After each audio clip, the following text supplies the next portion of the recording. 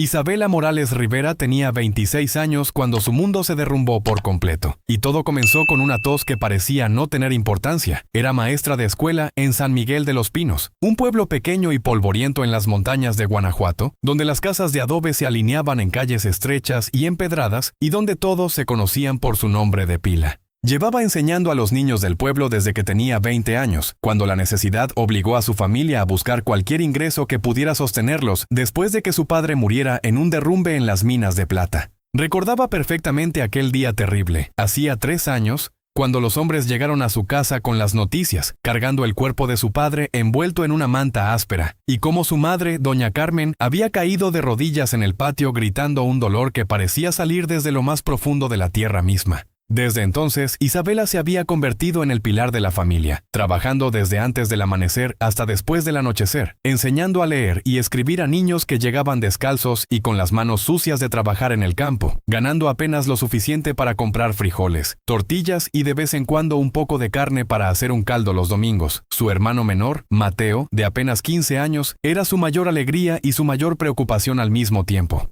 El muchacho tenía ojos brillantes llenos de curiosidad, siempre preguntando sobre el mundo más allá de las montañas, soñando con estudiar en la Ciudad de México algún día, con convertirse en alguien importante que pudiera ayudar a la familia. Isabela le enseñaba por las noches, a la luz de una vela de cebo, compartiéndole los libros que conseguía prestados del padre Benito, el párroco del pueblo, un hombre bondadoso de 60 años que había visto nacer a casi todos los habitantes de San Miguel de los Pinos. Mateo aprendía rápido, mucho más rápido que los otros niños, y eso llenaba el corazón de Isabela con una esperanza tenue de que quizás, solo quizás, algún día las cosas podrían mejorar para ellos. Pero entonces llegó la fiebre, una tarde de agosto cuando el calor pegaba duro contra las paredes de adobe, y el aire olía a tierra seca y a sudor. Al principio fue solo una tos seca que Mateo intentó esconder, tosiendo discretamente en su manga mientras ayudaba a Isabela a preparar la cena. Ella lo notó, por supuesto que lo notó, porque una hermana siempre sabe cuando algo anda mal con su hermano menor. Pero Mateo le aseguró que no era nada, solo un poco de polvo en la garganta de haber barrido el patio. Pasaron 2 días, y la tos empeoró, volviéndose más profunda, más áspera, haciendo que el pecho del muchacho se sacudiera con cada ataque. Doña Carmen, que ya estaba débil de salud desde la muerte de su esposo, intentó preparar tés de hierbas que le había enseñado su propia madre, infusiones de gordolobo y manzanilla, pero nada parecía aliviar la tos de Mateo. Para la tercera noche, el muchacho tenía fiebre, una fiebre que quemaba su piel y hacía que delirara en sueños, hablando de cosas sin sentido, llamando a su padre muerto, gritando que las paredes se movían. Isabela corrió descalza por las calles oscuras del pueblo hasta la casa del doctor Villegas, un hombre viejo y cansado que había atendido partos, fiebres y heridas durante 40 años en San Miguel de los Pinos. El doctor llegó con su maletín gastado y examinó a Mateo a la luz temblorosa de las velas, escuchando su pecho con un estetoscopio antiguo, tocándole la frente, mirándole los ojos con una expresión cada vez más preocupada. Cuando terminó el examen, el doctor Villegas llevó a Isabela y a doña Carmen afuera, al patio donde las estrellas brillaban indiferentes sobre sus cabezas, y les dijo con voz grave que Mateo tenía una enfermedad en los pulmones, algo que él no podía curar con los remedios que tenía en el pueblo. Les explicó que el muchacho necesitaba tratamiento especializado, medicinas que solo existían en la Ciudad de México, atención de doctores que habían estudiado en universidades europeas y que sabían cosas que un médico de pueblo jamás aprendería. Isabela sintió como si el suelo se abriera bajo sus pies. La Ciudad de México quedaba a más de 3 días de viaje en carreta, y el costo del tratamiento, según el doctor Villegas había escuchado de otros doctores en ferias médicas, podía alcanzar miles de pesos, una cantidad que ella no podría reunir ni trabajando 10 vidas enteras como maestra de pueblo. Le preguntó al doctor cuánto tiempo tenían, cuánto podía resistir Mateo sin ese tratamiento, y el hombre bajó la mirada a sus botas polvorientas antes de responder que quizás 2 meses, tal vez 3 si tenían suerte, pero que cada día que pasara sin el tratamiento adecuado, las posibilidades de que Mateo sobreviviera se reducirían como arena cayendo por un reloj sin piedad. Esa noche, Isabela no durmió. Se quedó sentada junto a la cama de su hermano, escuchándolo toser y gemir en sueños febriles, limpiándole el sudor de la frente con un trapo húmedo, rezando oraciones que había aprendido de niña pero que ahora le sonaban huecas y desesperadas. Doña Carmen lloraba en silencio en su propio cuarto, sus sollozos amortiguados por las paredes de adobe pero aún audibles en el silencio pesado de la noche. Isabela pensó en su padre, muerto bajo toneladas de roca en esas minas malditas, y se preguntó si Dios realmente existía, o si solo era una historia bonita que la gente se contaba para soportar el peso insoportable de vivir. Al amanecer, cuando los gallos comenzaron a cantar y la luz gris del alba se filtró por la ventana sin vidrio, Isabela tomó una decisión que cambiaría todo. Empezó a vender sus pertenencias, una por una, todo lo que tenía aunque no fuera mucho. Vendió los aretes de plata que había sido de su abuela, los únicos objetos de valor que la familia conservaba, a una comerciante que pasaba por el pueblo vendiendo telas. Vendió sus 3 vestidos buenos, quedándose solo con el más gastado y remendado. Vendió los libros que tanto amaba, esos tesoros que había coleccionado durante años comprándolos de segunda mano en mercados o recibiéndolos como regalos, vendiéndolos al maestro del pueblo vecino que siempre buscaba materiales de lectura. Vendió la mesa de madera que su padre había construido con sus propias manos, el juego de ollas de barro que doña Carmen había recibido como regalo de bodas, las cobijas tejidas que las mantenían calientes en las noches frías de invierno. Vendió todo, absolutamente todo, rogándole a cada comprador que le diera un precio justo, explicándoles con lágrimas en los ojos que su hermano se estaba muriendo. Después de 2 semanas de vender y suplicar, Isabela contó las monedas que había reunido, extendiéndolas sobre la mesa que ya no era suya, en la casa que pronto tendrían que abandonar, porque tampoco podrían pagar la renta. 300 monedas de oro. Solo 300, cuando necesitaba 10,000. La cifra era tan absurda, tan imposible, que Isabela se rió, una risa histérica que rápidamente se convirtió en llanto descontrolado. Doña Carmen la abrazó. Ambas mujeres llorando juntas en la cocina vacía mientras Mateo tosía sangre en su cuarto, manchando las sábanas con gotas rojas que parecían pequeños gritos de auxilio. Fue el padre Benito quien le habló de la Feria de Septiembre, el evento más grande del año en San Miguel de los Pinos, cuando comerciantes y nobles de toda la región venían a comprar ganado, vender productos y buscar entretenimiento. El párroco le sugirió que quizás, solo quizás, podría encontrar a alguien caritativo que escuchara su historia y la ayudara. Isabela sabía que era una esperanza desesperada, casi tonta, pero cuando una persona está ahogándose, se agarra de cualquier rama por más delgada que sea. Así que el primer día de la feria, se vistió con su último vestido decente, se peinó el cabello largo y oscuro lo mejor que pudo, y caminó hacia la plaza principal donde ya se escuchaba la música de mariachis y el griterío de los vendedores pregonando sus mercancías. La plaza estaba llena de colores y olores. Puestos de frutas exhibían mangos, papayas y sandías bajo toldos de lona. Vendedores de juguetes ofrecían muñecas de trapo y trompos de madera a niños que jalaban las faldas de sus madres. El olor a carnitas y tamales se mezclaba con el aroma dulce del atole y el champurrado. Había un grupo de charros haciendo suertes con sus caballos, levantando polvo mientras la gente aplaudía. Isabela caminó entre la multitud sintiéndose completamente perdida, sin saber a quién acercarse, qué decir, cómo empezar a pedir lo imposible. Vio a señoras elegantes con vestidos de seda y sombrillas, a comerciantes prósperos con cadenas de oro brillando en sus chalecos, a hacendados discutiendo precios de ganado mientras fumaban puros gruesos. Todos parecían vivir en un mundo completamente diferente al suyo. Un mundo donde 10,000 monedas de oro eran quizás un gasto menor, algo que se podía pagar sin pensarlo 2 veces. Estaba a punto de rendirse, de volver a su casa y aceptar que Mateo moriría porque ella no tenía el poder ni los recursos para salvarlo, cuando escuchó una voz profunda hablando con acento refinado, preguntando por la dirección hacia la iglesia. Se dio vuelta y vio a 2 hombres que claramente no eran del pueblo. Uno era mayor, de unos 50 años, vestido con un traje formal de color gris que debía haber costado más que todo lo que Isabela había vendido junto.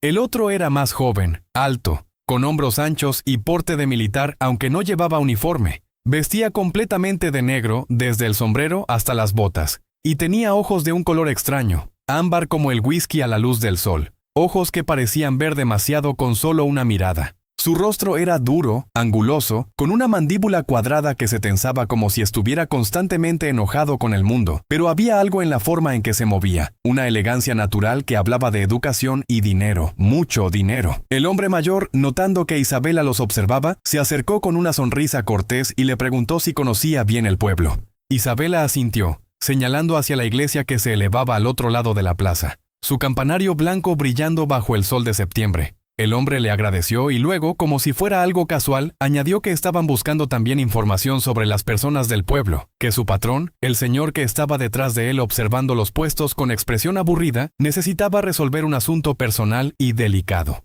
Isabela debió haberse alejado en ese momento, debió haber agradecido y seguido su camino, pero la desesperación hace que las personas tomen decisiones que normalmente nunca considerarían. Se escuchó diciendo, con una voz que le salió más débil de lo que pretendía, que ella también tenía un asunto delicado, una necesidad urgente, y que si había alguna posibilidad de que pudieran ayudarse mutuamente, estaría dispuesta a escuchar. El hombre mayor la estudió con ojos inteligentes que parecían calcular 1000 cosas a la vez, y luego intercambió una mirada con el hombre más joven de ojos ámbar. Hubo un momento de silencio pesado, roto solo por la música de la feria y el murmullo de las conversaciones alrededor, y entonces el hombre mayor asintió lentamente y le pidió que los acompañara a un lugar más privado donde pudieran hablar sin interrupciones. La llevaron a la posada del pueblo, un edificio de 2 pisos con balcones de madera y macetas con geranios rojos. Rentaron una sala privada en el segundo piso, una habitación sencilla con una mesa de madera, 4 sillas y una ventana que daba a la plaza.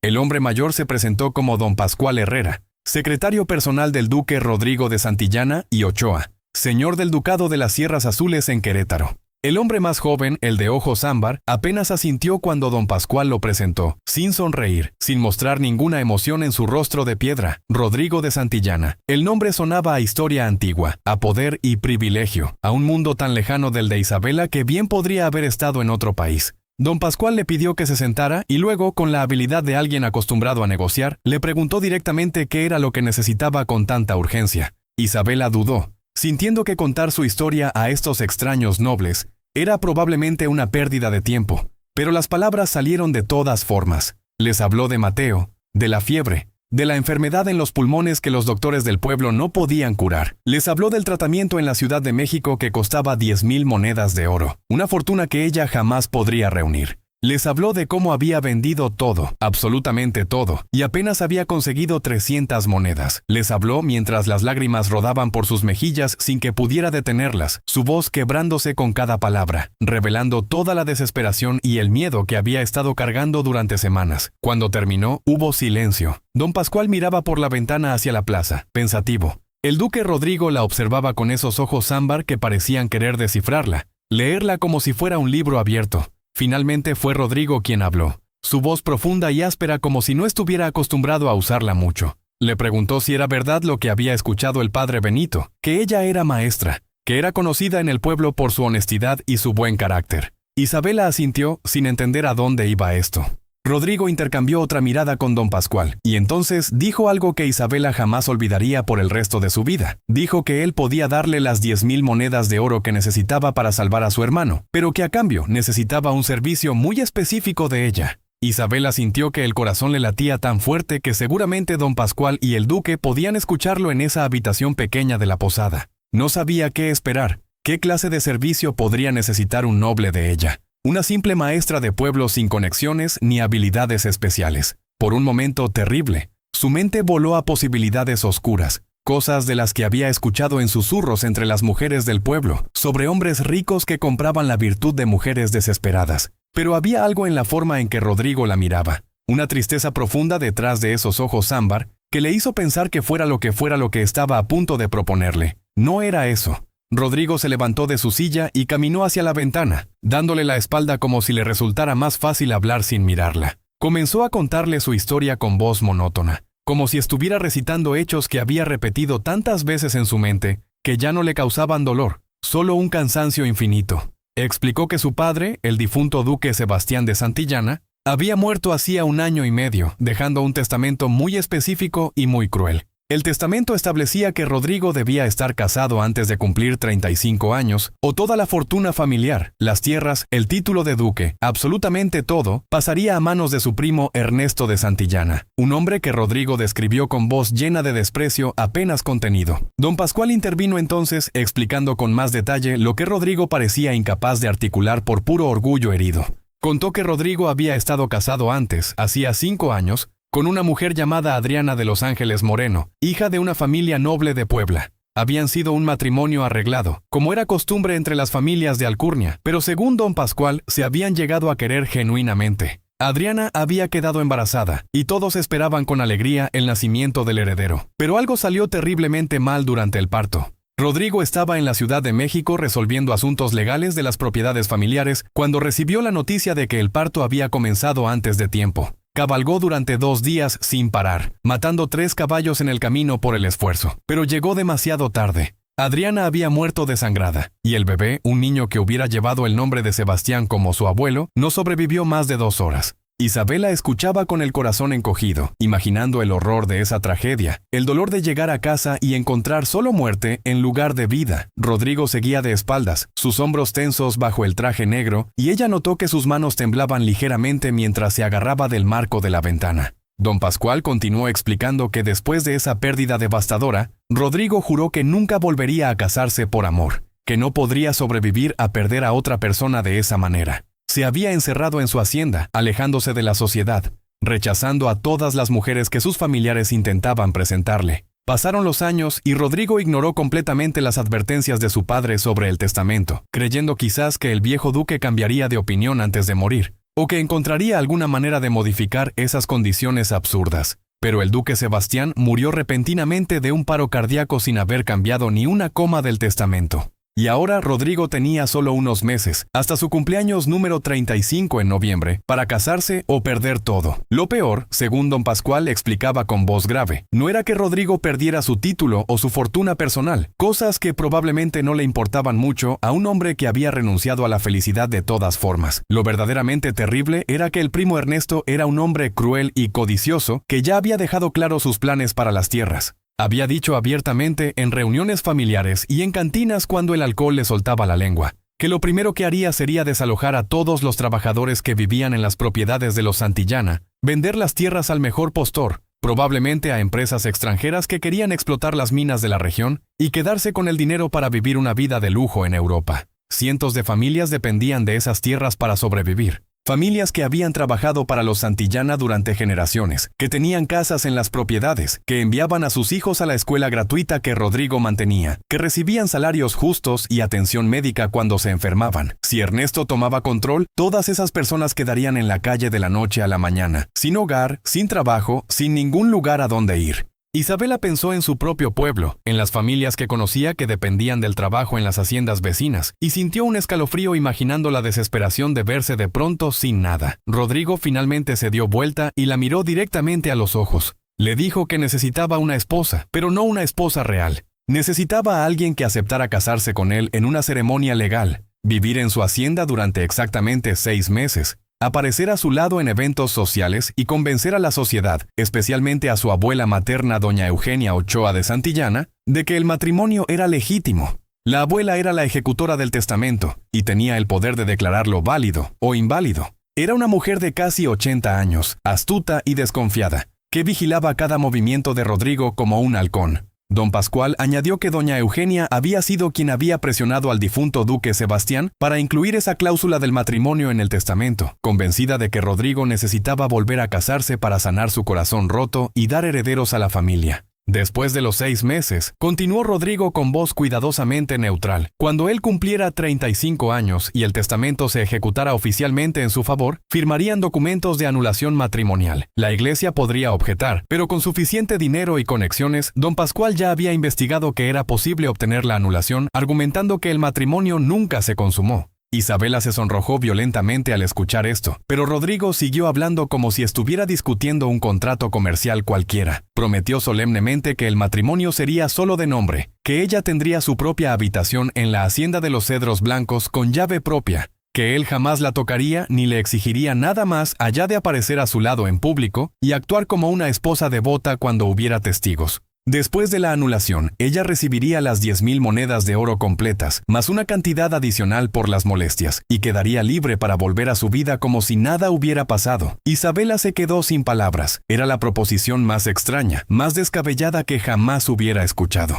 Casarse con un completo desconocido, un noble que vivía en un mundo completamente diferente al suyo, fingir ser su esposa durante medio año, engañar a una familia entera, a la sociedad, incluso a la iglesia. Todo en ella gritaba que esto estaba mal, que era un pecado, que el padre Benito se horrorizaría si supiera la verdad. Pero entonces pensó en Mateo tosiendo sangre en su cama, cada día más débil, su piel cada vez más pálida, sus ojos perdiendo ese brillo de curiosidad que siempre había tenido. Pensó en doña Carmen llorando en silencio cada noche, rezando rosarios hasta que los dedos le dolían de tanto apretar las cuentas. Pensó en las 300 monedas que había reunido vendiendo todo, incluso su dignidad al rogarle a extraños que le compraran sus pocas pertenencias. Le preguntó a Rodrigo con voz temblorosa, ¿por qué ella? ¿Por qué no buscar a alguna mujer de su propia clase social, alguna noble que entendiera ese mundo y pudiera actuar el papel con más credibilidad? Rodrigo y don Pascual intercambiaron una mirada, y fue el secretario quien respondió. Explicó que ya lo habían intentado. Habían contactado discretamente a varias mujeres de familias nobles que estaban en situaciones financieras difíciles, viudas jóvenes o mujeres solteras de cierta edad que podrían beneficiarse del arreglo, pero cada una había rechazado la propuesta, algunas porque tenían demasiado orgullo para participar en un engaño, otras porque querían convertir el matrimonio falso en uno real y exigían que Rodrigo considerara mantenerlas como esposas permanentes. Además, don Pascual añadió con una sonrisa irónica, cualquier mujer de la alta sociedad vendría con conexiones familiares, chismes y complicaciones que harían imposible mantener el secreto y ejecutar la anulación limpiamente después. Isabela, en cambio, era perfecta para lo que necesitaban. Era una mujer honesta. El padre Benito había dado referencias excelentes de su carácter cuando don Pascual lo consultó discretamente esa misma mañana. Era hermosa de una manera natural y modesta que encajaría bien en el papel de esposa devota. No tenía conexiones con la alta sociedad que pudieran complicar las cosas, ni familia poderosa que pudiera objetar o hacer preguntas incómodas. Estaba desesperada por dinero, lo cual garantizaba que cumpliría su parte del trato sin intentar extorsionar más de lo acordado. Y lo más importante, podía desaparecer de vuelta a su vida de pueblo, después de los 6 meses, sin que nadie de la alta sociedad la extrañara o hiciera preguntas. La forma en que don Pascual lo explicaba, con esa eficiencia fría y calculada, hizo que Isabela se sintiera como una mercancía siendo evaluada por su utilidad.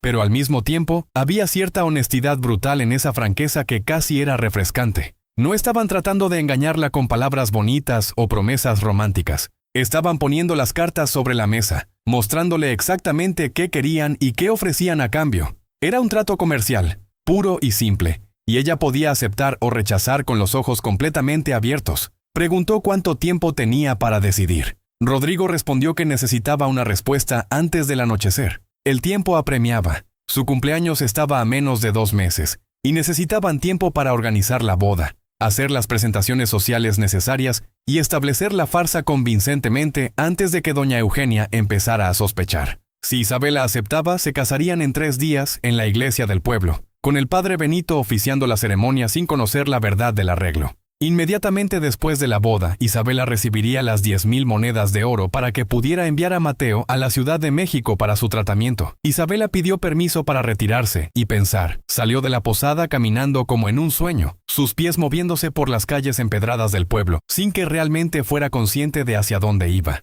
La feria continuaba alegre alrededor de ella, pero los sonidos le llegaban amortiguados, como si estuviera bajo el agua. Terminó en la iglesia, sentándose en la última banca mientras la luz del sol se filtraba por los vitrales creando manchas de colores en el piso de piedra. El padre Benito estaba arreglando flores en el altar y la vio entrar. Se acercó con su rostro bondadoso lleno de preocupación, preguntándole si estaba bien, si había pasado algo con Mateo. Isabela quiso contarle todo, quiso confesar la proposición extraña y pecaminosa que acababa de recibir, pero las palabras se le atoraron en la garganta. ¿Cómo podía explicarle a este hombre santo, que había dedicado su vida a Dios y a la verdad, que estaba considerando casarse bajo falsas pretensiones, jurando votos sagrados que no tenía intención de cumplir? En cambio, le preguntó algo diferente. Le preguntó si Dios perdonaba a las personas que hacían cosas malas por razones buenas, si el fin podía justificar los medios cuando la vida de alguien inocente estaba en juego. El padre Benito se sentó a su lado, pensando cuidadosamente antes de responder. Le dijo que la vida rara vez ofrecía elecciones perfectas entre el bien absoluto y el mal absoluto. La mayoría de las veces, las personas tenían que elegir entre diferentes tipos de imperfección, diferentes matices de gris. Lo que importaba, según él, era la intención del corazón. Si una persona actuaba con amor genuino, con el deseo real de proteger y ayudar a otros, Dios miraba esa intención aunque las acciones externas pudieran parecer cuestionables. Pero también advirtió que engañarse a uno mismo era el peligro más grande, que las personas podían convencerse de que sus motivaciones eran puras cuando en realidad estaban sirviendo a su propio egoísmo o miedo. Isabela escuchó sus palabras y supo, en lo profundo de su corazón, que su motivación era pura. No quería el dinero para ella misma. No soñaba con vestidos elegantes o joyas brillantes. Quería salvar la vida de su hermano. Quería que Mateo tuviera la oportunidad de crecer, de estudiar, de convertirse en el hombre que estaba destinado a ser. Si eso requería mentir durante 6 meses, si requería actuar un papel y engañar a extraños nobles que probablemente nunca volvería a ver después de la anulación, estaba dispuesta a cargar con ese peso en su conciencia. Volvió a la posada cuando el sol comenzaba a ponerse, tiñendo el cielo de naranja y púrpura. Rodrigo y don Pascual seguían en la misma habitación, aunque ahora había una botella de vino en la mesa y 2 copas medio vacías. Se pusieron de pie cuando ella entró, y Rodrigo la miró con esos ojos ámbar que parecían capaces de ver directamente en su alma. Isabela respiró profundo y dijo una sola palabra: acepto.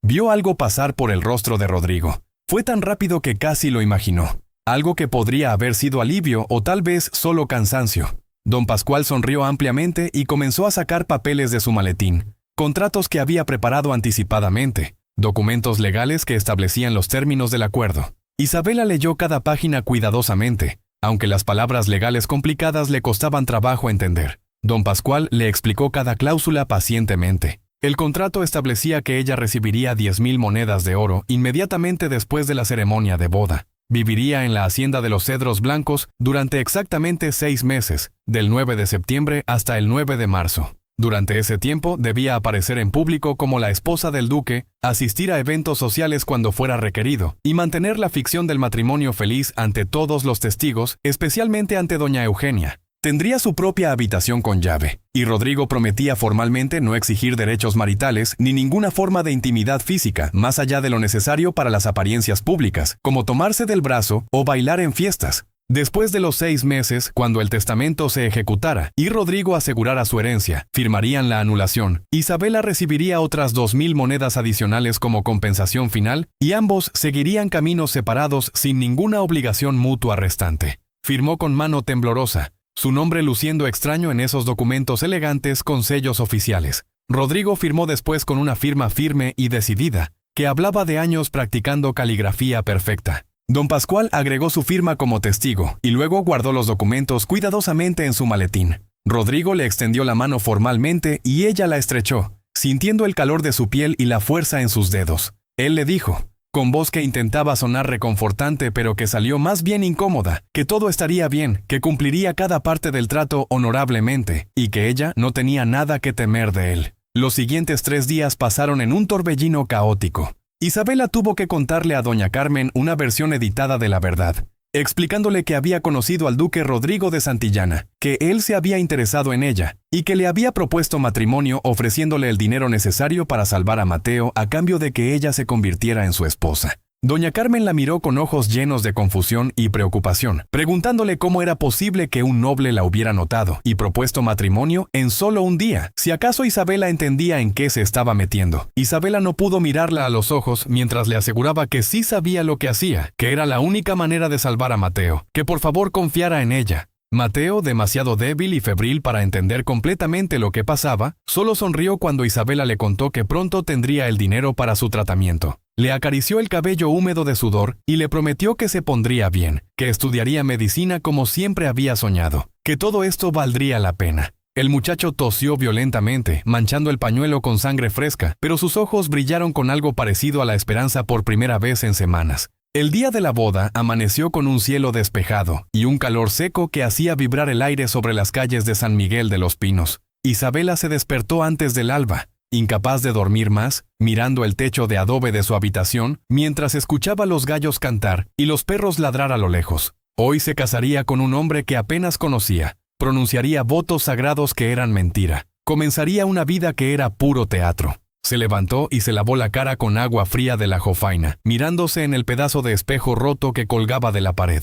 Su reflejo le devolvió la mirada con ojos llenos de miedo y determinación, mezclados en partes iguales. Doña Carmen entró a la habitación cargando el vestido que Isabela usaría para la ceremonia. No era un vestido de novia tradicional porque no habían tenido tiempo ni dinero para eso, pero era el mejor vestido que pudieron conseguir prestado de la familia Méndez, quienes tenían una hija que se había casado el año anterior. El vestido era de color marfil, con encaje en el cuello y las mangas, un poco ajustado en la cintura porque la hija de los Méndez era más delgada que Isabela, pero hermoso de todas formas. Doña Carmen se lo puso con manos temblorosas, abrochando cada botón pequeño de la espalda, mientras las lágrimas le corrían por las mejillas arrugadas. Le dijo a Isabela con voz quebrada, que se veía exactamente como el día de su primera comunión, tan hermosa y pura, y que su padre estaría orgulloso de verla convertirse en duquesa, aunque las circunstancias fueran tan extrañas y repentinas. Isabela quiso decirle la verdad en ese momento, quiso confesar que no se estaba convirtiendo en duquesa de verdad, que todo era una farsa elaborada, que en 6 meses estaría de vuelta en esta misma casa de adobe como si nada hubiera pasado.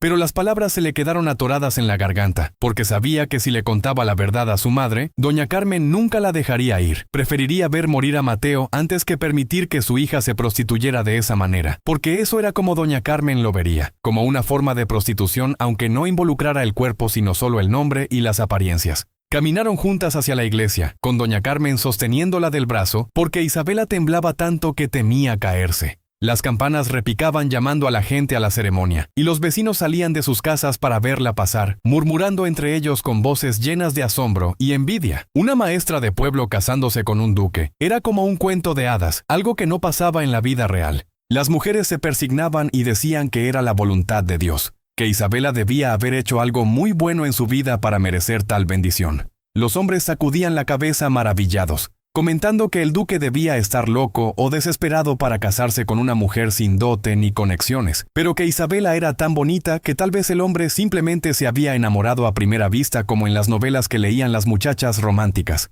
La iglesia estaba llena hasta el último espacio disponible. Todo el pueblo había venido a presenciar el evento del siglo. El padre Benito esperaba en el altar vestido con sus mejores ornamentos, los que solo usaba en Navidad y Semana Santa, su rostro mostrando una mezcla de alegría y preocupación que Isabela reconoció pero trató de ignorar. Rodrigo ya estaba allí, de pie junto al altar con don Pascual a su lado haciendo las veces de padrino. El duque vestía un traje negro impecable con chaleco de seda gris y una corbata perfectamente anudada. Su cabello oscuro estaba peinado hacia atrás con aceite fragante, y sus ojos ámbar miraron a Isabela cuando ella entró por la puerta de la iglesia con una expresión que ella no supo interpretar. No era amor, definitivamente no era amor, pero tampoco era indiferencia total. Tal vez era respeto o agradecimiento, o simplemente alivio de que ella hubiera aparecido y no lo hubiera dejado plantado. Isabela caminó por el pasillo central mientras alguien tocaba música en un órgano viejo y desafinado. Cada paso le parecía irreal,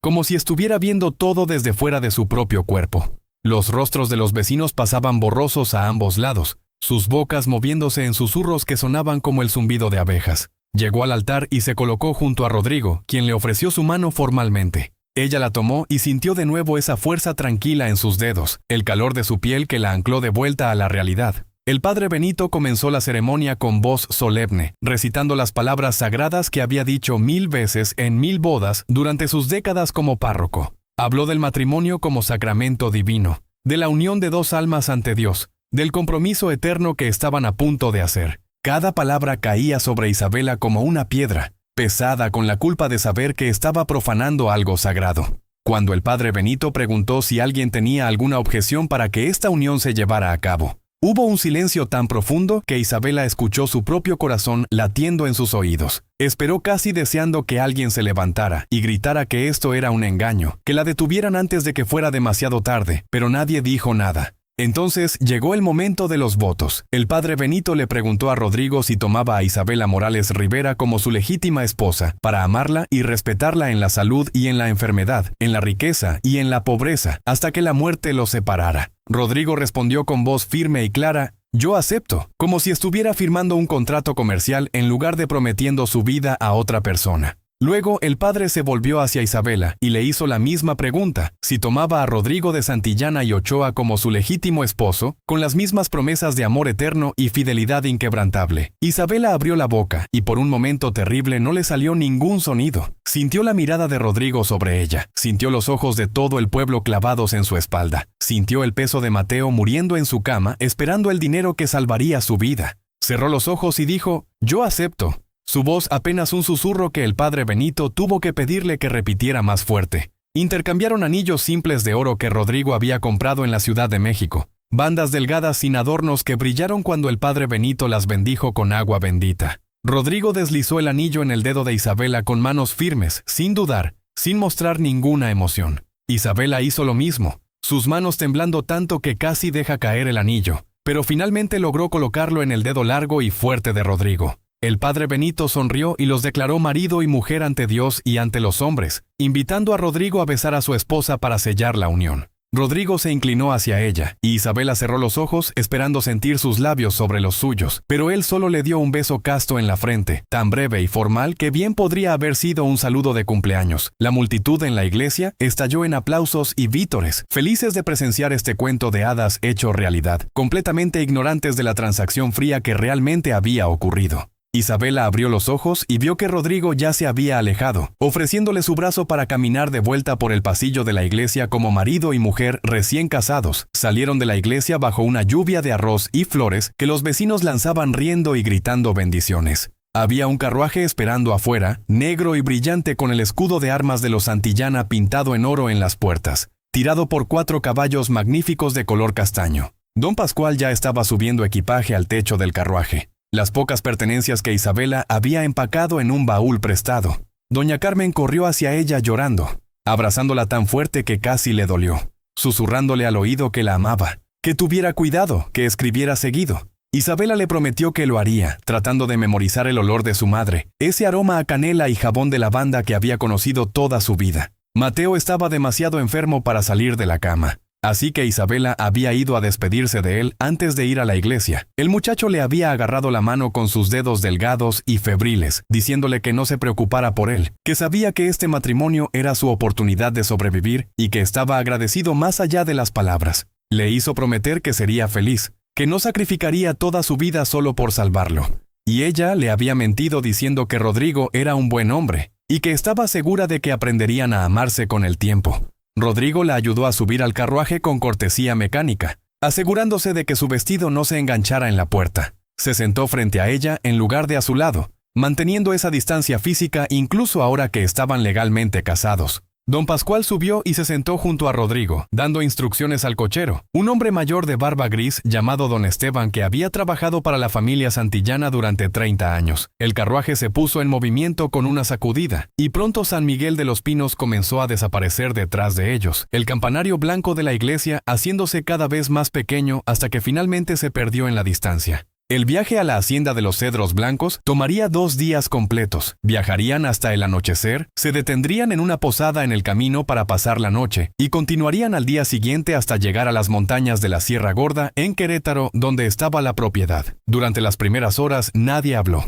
El interior del carruaje era lujoso de una manera que Isabela nunca había experimentado, con asientos de terciopelo rojo y cortinas de seda en las ventanas, pero no podía disfrutarlo porque la tensión en el aire era tan gruesa que apenas podía respirar. Rodrigo miraba por la ventana hacia el paisaje que pasaba, los campos de maíz y los pueblitos pequeños, su rostro una máscara impenetrable. Don Pascual leía documentos de su maletín haciendo anotaciones con una pluma de vez en cuando. Finalmente, cuando el sol estaba alto en el cielo y el calor dentro del carruaje se volvía sofocante, a pesar de las ventanas abiertas, don Pascual cerró su maletín y le habló a Isabela con voz amable. Le explicó que cuando llegaran a la hacienda habría mucha gente esperando para conocerla, los sirvientes y los trabajadores de las tierras que querían ver a la nueva duquesa. Le dijo que no se preocupara, que doña Soledad Ramírez, el ama de llaves, se encargaría de guiarla y enseñarle todo lo que necesitaba saber sobre cómo manejar una casa grande. También le advirtió que doña Eugenia, la abuela de Rodrigo, llegaría de visita en una semana, y que esa sería la prueba más importante porque la anciana era extraordinariamente perceptiva y notaría cualquier falsedad en el comportamiento de Isabela. Isabela escuchó con atención, tomando notas mentales de todo lo que don Pascual le decía. Le preguntó qué se esperaba exactamente de ella, qué debía hacer y decir, para convencer a todos de que su matrimonio era real. Don Pascual le explicó que lo más importante era parecer cómoda con Rodrigo, tratarlo con el afecto natural de una esposa enamorada pero sin exagerar, porque eso levantaría sospechas. Debía llamarlo Rodrigo en privado, pero mi señor o mi esposo en presencia de los sirvientes. Debía aprender los nombres de los trabajadores principales y mostrar interés genuino en sus vidas porque eso era lo que haría una buena duquesa. Debía vestirse apropiadamente para su nueva posición, y para eso ya había un guardarropa completo esperándola en la hacienda con vestidos que Rodrigo había ordenado hacer, basándose en las medidas que don Pascual había estimado viéndola. Rodrigo no participó en esta conversación, siguió mirando por la ventana como si nada de esto tuviera que ver con él. Isabela lo estudió cuando pensó que él no estaba prestando atención, notando los pequeños detalles que no había visto durante el breve encuentro en la posada o durante la ceremonia. Tenía una pequeña cicatriz sobre la ceja izquierda, apenas visible pero ahí. Sus manos eran fuertes pero también mostraban señales de trabajo real, no las manos suaves de un noble que nunca había levantado nada más pesado que una copa de vino. Había líneas de cansancio alrededor de sus ojos, líneas que hablaban de noches sin dormir y preocupaciones que pesaban sobre él constantemente. Se detuvieron al mediodía en un pequeño pueblo para cambiar los caballos y permitir que todos comieran algo. Había una fonda junto a la estación de postas donde don Esteban el cochero ordenó comida para todos. Isabela comió tortillas con frijoles y un poco de carne asada, aunque tenía el estómago tan cerrado por los nervios que cada bocado le costaba trabajo tragar. Rodrigo apenas tocó su comida, bebiendo más bien taza tras taza de café negro tan amargo que Isabela hizo una mueca solo de verlo. Don Pascual comió con buen apetito, conversando con don Esteban sobre la condición de los caminos y el clima que se esperaba para los próximos días. Continuaron viajando durante la tarde, y el paisaje comenzó a cambiar gradualmente. Los campos planos dieron paso a colinas ondulantes, y las colinas se transformaron en montañas cada vez más altas. Los árboles se volvieron más densos, bosques de pino y encino que llenaban el aire con aroma a resina. Comenzó a hacer más fresco, y doña Soledad había empacado una manta de lana en el carruaje que Isabela agradeció cuando el sol empezó a bajar. Se detenieron en una posada en un pueblo llamado San José de las Flores, justo cuando el crepúsculo comenzaba a pintar el cielo de tonos violeta. La posada era un edificio de 2 pisos con un patio central lleno de macetas con flores. El posadero, un hombre gordo y jovial llamado don Fermín, reconoció a Rodrigo inmediatamente y los recibió con reverencias exageradas, llamándolo excelencia y señor duque, hasta que Rodrigo le pidió con voz cansada que se calmara y simplemente les mostrara sus habitaciones. Don Fermín los llevó escaleras arriba a 2 habitaciones contiguas, explicando que eran las mejores que tenía, con camas cómodas y ventanas que daban al patio donde podrían escuchar el sonido del agua de la fuente.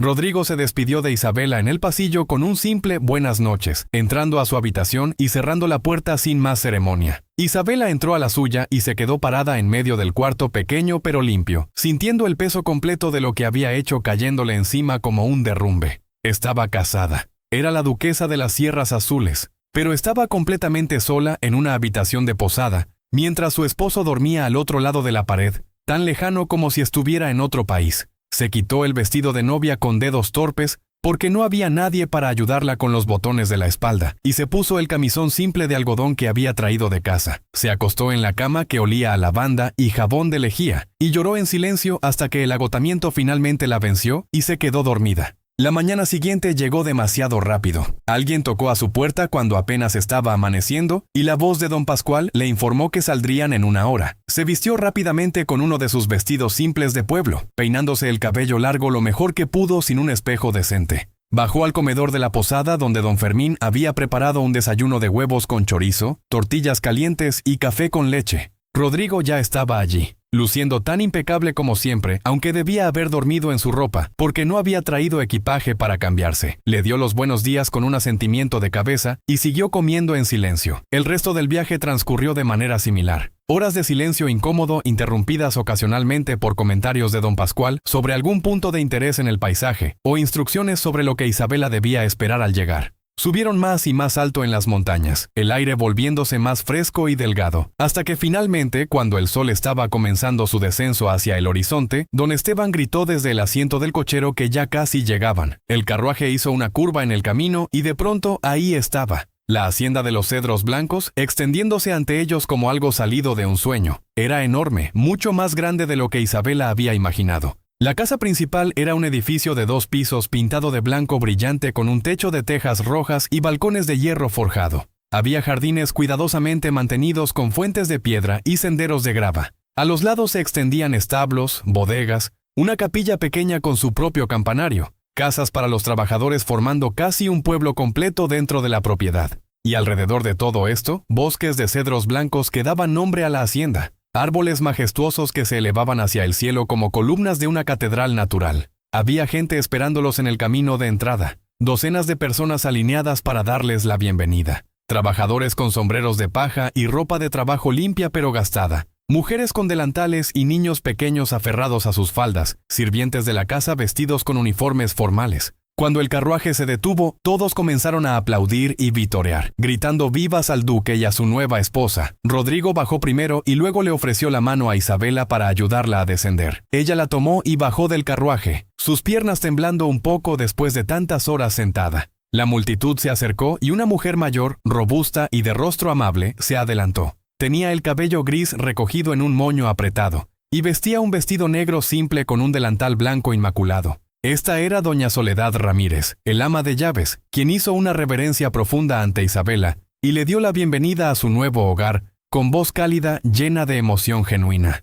Doña Soledad tomó a Isabela del brazo con una familiaridad maternal que la hizo sentir instantáneamente más cómoda, guiándola hacia la casa principal, mientras le explicaba en voz baja que había preparado todo para su llegada, que su habitación estaba lista con agua caliente para un baño y ropa limpia esperándola. Los demás trabajadores se acercaban uno por uno, presentándose con nombres que Isabela sabía que le tomaría días memorizar. Estaba don Jacinto Molina, el jefe de seguridad, un hombre alto de unos 50 años con bigote gris y porte militar que había servido en el ejército antes de retirarse para trabajar en la hacienda. Estaba doña Refugio, la cocinera, una mujer enorme con manos del tamaño de sartenes y una sonrisa que le iluminaba toda la cara redonda. Estaban los mozos de cuadra, los jardineros, las criadas, las lavanderas, cada uno dándole la bienvenida con una mezcla de curiosidad y respeto que la hacía sentir como un animal exótico en exhibición. Rodrigo desapareció casi inmediatamente, murmurando algo sobre revisar asuntos urgentes con su administrador de tierras, don Baltasar Soto, un hombre delgado de anteojos que había aparecido con un montón de papeles bajo el brazo.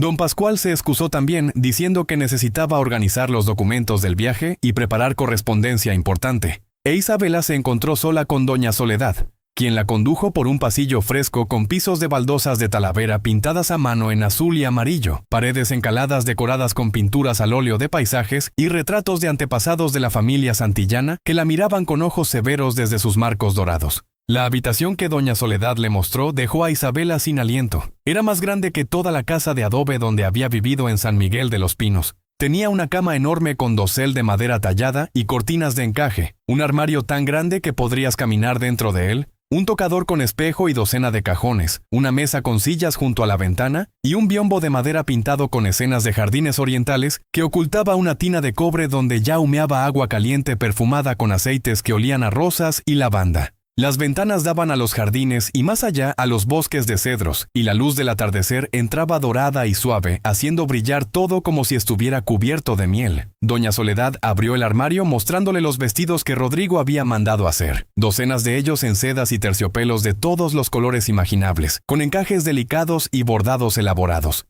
Había vestidos de día y vestidos de noche, vestidos para montar a caballo y vestidos para recibir visitas, vestidos para el invierno con mangas largas y vestidos más ligeros para días cálidos. Había cajones llenos de ropa interior de lino fino, medias de seda, guantes, pañuelos bordados con iniciales que todavía eran las de Isabela, IM, aunque pronto serían IMDS, Isabela Morales de Santillana. Había zapatos de todos los estilos, botines de cuero suave, zapatillas de satén para fiestas, botas de montar. Isabela tocó los vestidos con dedos temblorosos, sin poder creer que todo esto fuera para ella. Doña Soledad notó su asombro y sonrió con ternura, diciéndole que el duque había sido muy específico en sus instrucciones, queriendo asegurarse de que su nueva esposa tuviera todo lo que pudiera necesitar o desear. El ama de llaves le ayudó a desvestirse, desabrochando los botones del vestido simple de pueblo que Isabela había usado para el viaje, tratándola con el cuidado de alguien que maneja algo precioso y frágil. La guió hacia la tina de cobre y la ayudó a meterse en el agua caliente que estaba a la temperatura perfecta, ni muy caliente ni muy tibia. Isabela se hundió en el agua con un suspiro de puro alivio, sintiendo cómo la tensión de los últimos días se disolvía de sus músculos adoloridos.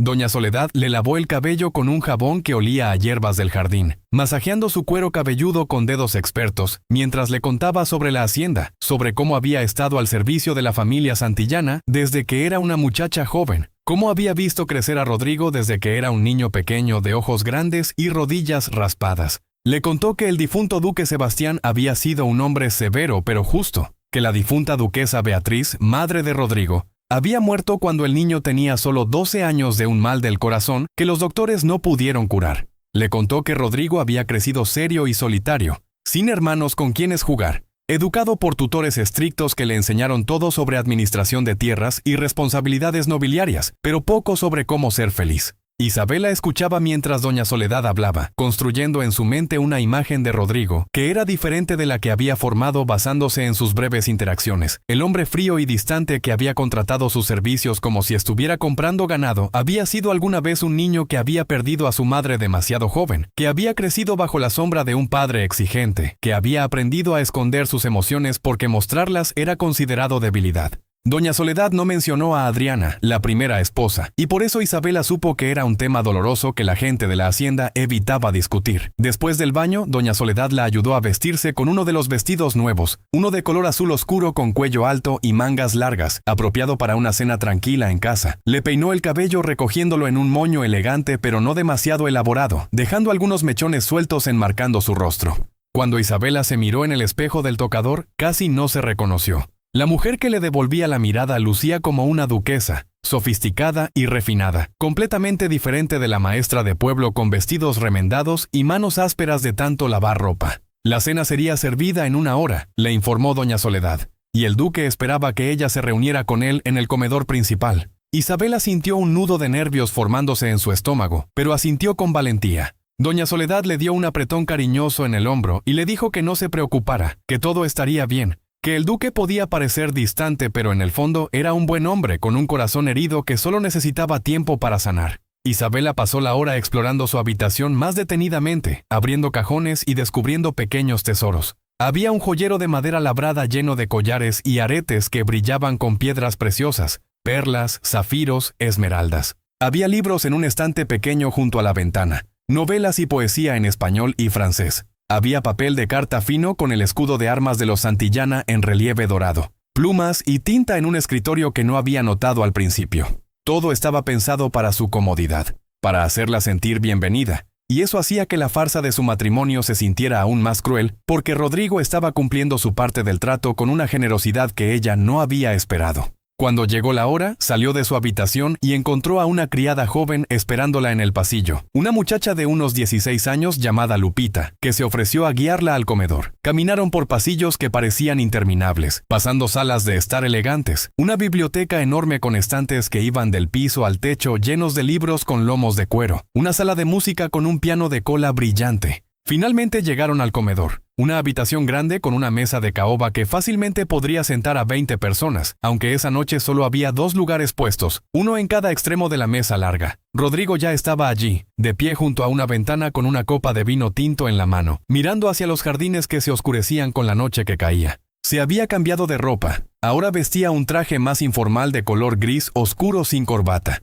El cuello de su camisa blanca abierto mostrando un triángulo de piel bronceada en la base de su garganta. Se dio vuelta cuando Isabela entró y por un momento algo pasó por su rostro, algo que podría haber sido admiración o sorpresa, pero desapareció tan rápido que ella no estuvo segura de haberlo visto. Le indicó la silla en el extremo opuesto de la mesa con un gesto de su mano, y 2 sirvientes aparecieron inmediatamente para ayudarla a sentarse y colocar una servilleta de lino sobre su regazo. La distancia entre ellos era absurda, Isabela pensó. Tenían que alzar la voz para escucharse el uno al otro. Rodrigo debió pensar lo mismo porque después de un momento de silencio incómodo, le dijo a uno de los sirvientes que moviera su lugar al otro extremo de la mesa, más cerca de donde ella estaba sentada. La cena fue elaborada, plato tras plato de comida deliciosa que doña Refugio había preparado para impresionar a la nueva duquesa. Sopa de tortilla con aguacate y queso, pescado en salsa de cilantro, pollo en mole negro que había tomado horas preparar, arroz con azafrán, frijoles refritos, tortillas calientes.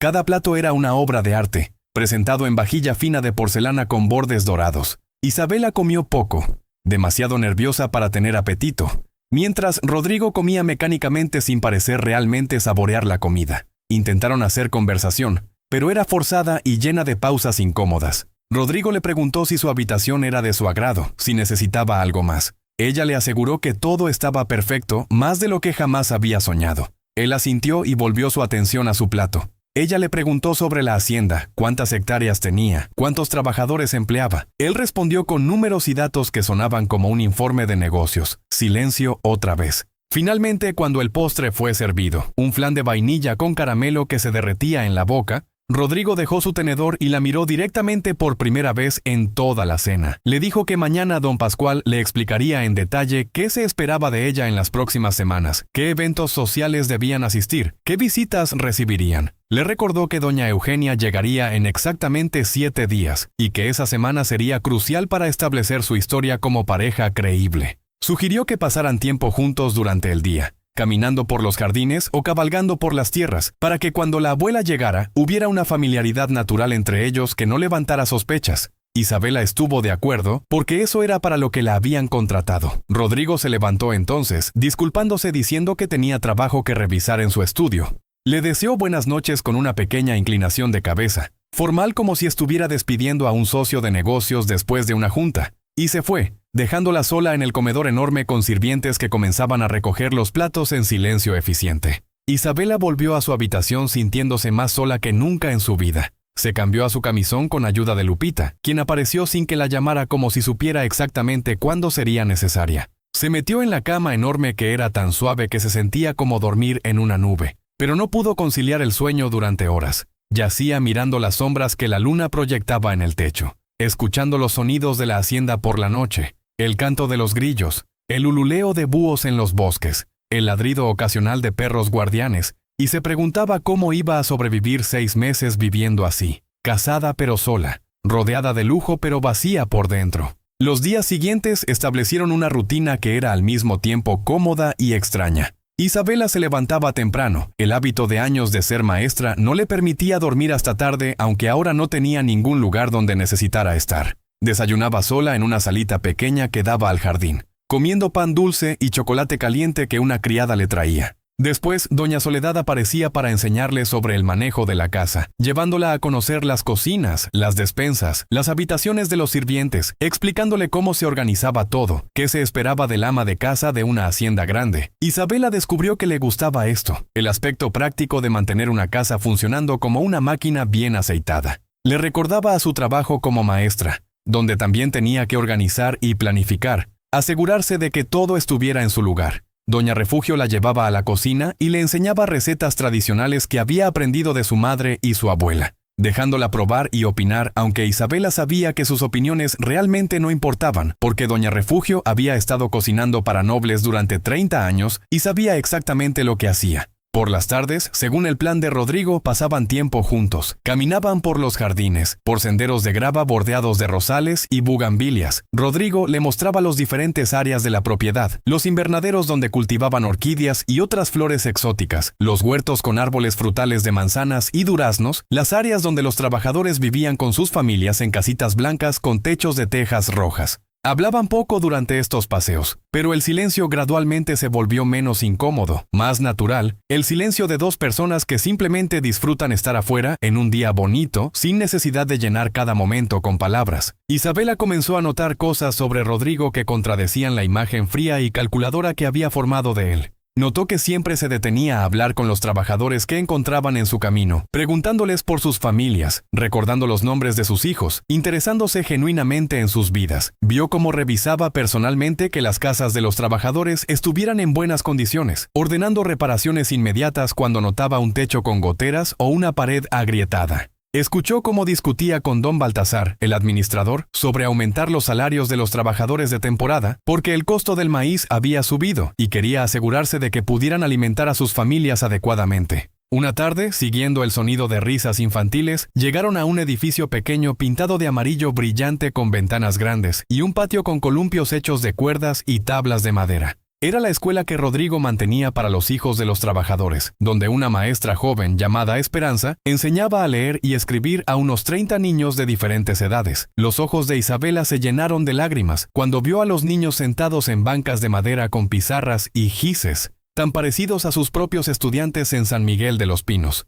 Esperanza la invitó a pasar y los niños la miraron con ojos grandes y curiosos, susurrando entre ellos que esta era la nueva duquesa. Isabela no pudo resistirse. Le pidió permiso a Esperanza para enseñar una lección, y la joven maestra aceptó encantada. Isabela pasó la siguiente hora trabajando con los niños, ayudando a los más pequeños con el alfabeto, desafiando a los mayores con problemas de aritmética, contándoles historias que los hicieron reír y pensar. Se olvidó completamente de dónde estaba, de quién se suponía que era, simplemente siendo ella misma, la maestra que amaba enseñar más que nada en el mundo. Cuando finalmente salieron de la escuela, el sol estaba bajando, y Rodrigo la miraba con una expresión extraña que ella no supo interpretar. Esa noche durante la cena, Rodrigo rompió el silencio habitual preguntándole sobre su trabajo como maestra en San Miguel de los Pinos. Le preguntó cómo había empezado, qué la había motivado a enseñar. Isabela le contó sobre su amor por los libros, sobre cómo su padre, que había sido un hombre sin educación formal pero inteligente y curioso, siempre le había dicho que la educación era el único camino real para salir de la pobreza. Le contó sobre sus estudiantes, sobre la alegría que sentía cuando veía a un niño comprender un concepto difícil o leer su primera oración completa. Le contó sobre sus sueños de algún día abrir una escuela más grande, con libros suficientes para todos y materiales adecuados, aunque sabía que eso probablemente nunca pasaría. Rodrigo escuchó sin interrumpir, sus ojos ámbar fijos en ella con una intensidad que la hacía sentir como si cada palabra que decía realmente importara. Cuando ella terminó, él le contó algo que nunca le había dicho a nadie, según dijo. Le confesó que de joven había soñado con ser médico, con estudiar medicina en Europa como algunos hijos de familias nobles hacían. Había leído todos los libros de medicina que pudo encontrar en la biblioteca de su padre, fascinado por cómo funcionaba el cuerpo humano, por las enfermedades y sus curas. Pero su padre le había dejado claro desde temprana edad que esos eran sueños tontos, que él era el heredero del ducado, y su deber era aprender a administrar las tierras y las propiedades, no perder el tiempo cortando cadáveres en una escuela de medicina. Isabela vio el dolor en sus ojos cuando hablaba de esto, el dolor de haber tenido que enterrar sus propios sueños para cumplir con las expectativas de otros. Le preguntó si alguna vez se arrepentía de no haber luchado por lo que quería, de no haber desafiado a su padre. Rodrigo pensó un largo momento antes de responder. Dijo que solía arrepentirse, que durante años había estado amargado y resentido.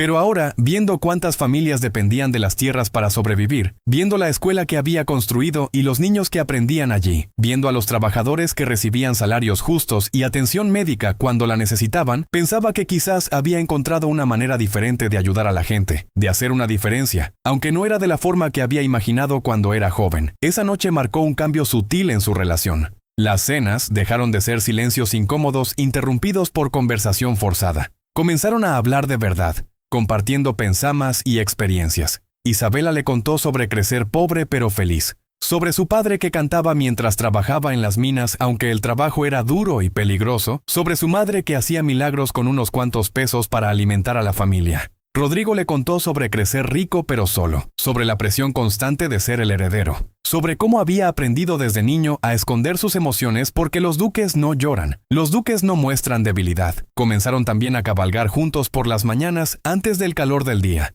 Rodrigo le enseñó a montar correctamente, paciente cuando ella se caía o se asustaba cuando el caballo se movía demasiado rápido. Había un caballo especial en los establos, un animal viejo de pelaje gris plateado que estaba casi completamente ciego. Su nombre era Centella, y Rodrigo le explicó que había sido el caballo favorito de su padre. Después de que el duque Sebastián murió, Rodrigo no tuvo corazón para deshacerse del animal aunque ya no servía para montar. Le había preparado un establo especial con piso de paja suave y lo visitaba cada noche sin falta, alimentándolo con manzanas y zanahorias, cepillando su crin y hablándole en voz baja sobre su día. Isabela lo acompañó una noche a estas visitas y vio un lado de Rodrigo que nunca había sospechado que existía. Vio cómo sus manos duras y fuertes se volvían increíblemente gentiles al tocar al caballo viejo, cómo su voz se suavizaba cuando le susurraba palabras de consuelo. Centella apoyaba su gran cabeza en el hombro de Rodrigo y cerraba sus ojos nublados, completamente confiado y en paz. Isabela sintió algo moverse en su pecho, algo cálido y peligroso que no debería estar sintiendo por un hombre que la había contratado como actriz en una farsa elaborada. Pasó una semana desde que Isabela había llegado a la hacienda de los Cedros Blancos, una semana que se sintió como un mes por todo lo que había experimentado y aprendido. Había conocido a casi todos los trabajadores de la propiedad. Había memorizado la distribución de la casa enorme. Había comenzado a sentirse cómoda en este mundo de lujo que antes le parecía completamente ajeno. Y lo más peligroso de todo, había comenzado a sentirse cómoda con Rodrigo, a esperar con anticipación sus paseos por los jardines, sus cabalgatas matutinas, sus cenas donde ahora conversaban durante horas sobre libros que ambos habían leído, sobre filosofía y política, y sueños que habían quedado enterrados bajo el peso de las responsabilidades. La mañana que doña Eugenia Ochoa de Santillana llegó, la hacienda entera estaba en un estado de preparación nerviosa. Doña Soledad había supervisado una limpieza exhaustiva de cada rincón de la casa. Las criadas habían pulido la plata hasta que brillaba como espejos. Doña Refugio había preparado los platillos favoritos de la anciana señora, un banquete que habría alimentado a un ejército pequeño. Don Pascual le había dado a Isabela instrucciones finales sobre cómo comportarse, recordándole que doña Eugenia era astuta como un zorro y podría detectar cualquier falsedad en su actuación. Así que lo mejor era ser lo más natural posible y dejar que sus verdaderos sentimientos de afecto y respeto por Rodrigo se mostraran, porque esos sentimientos, le aseguró don Pascual con una sonrisa conocedora, definitivamente existían ya, aunque Isabela quizás no lo hubiera admitido aún ni siquiera a sí misma. El carruaje de doña Eugenia llegó a media tarde. Un vehículo antiguo pero elegantísimo pintado de negro con detalles en oro, tirado por 6 caballos perfectamente entrenados. Rodrigo e Isabela esperaban en las escaleras de entrada de la casa principal, él con su traje formal negro y ella con un vestido de seda color verde esmeralda que hacía brillar sus ojos oscuros y realzaba su piel morena. Rodrigo le había tomado la mano cuando vieron el carruaje acercarse, un gesto que se suponía era para las apariencias, pero que hizo que el corazón de Isabela latiera más rápido de lo que debería. La puerta del carruaje se abrió y doña Eugenia descendió con ayuda de su mayordomo personal, un hombre mayor llamado Evaristo que la había servido durante 40 años. La anciana era pequeña de estatura, apenas llegando al hombro de Isabela, pero su presencia llenaba el espacio como si fuera el doble de grande. Tenía el cabello completamente blanco recogido en un moño elaborado, la piel arrugada pero los ojos brillantes y alerta de un color ámbar exactamente igual a los de Rodrigo.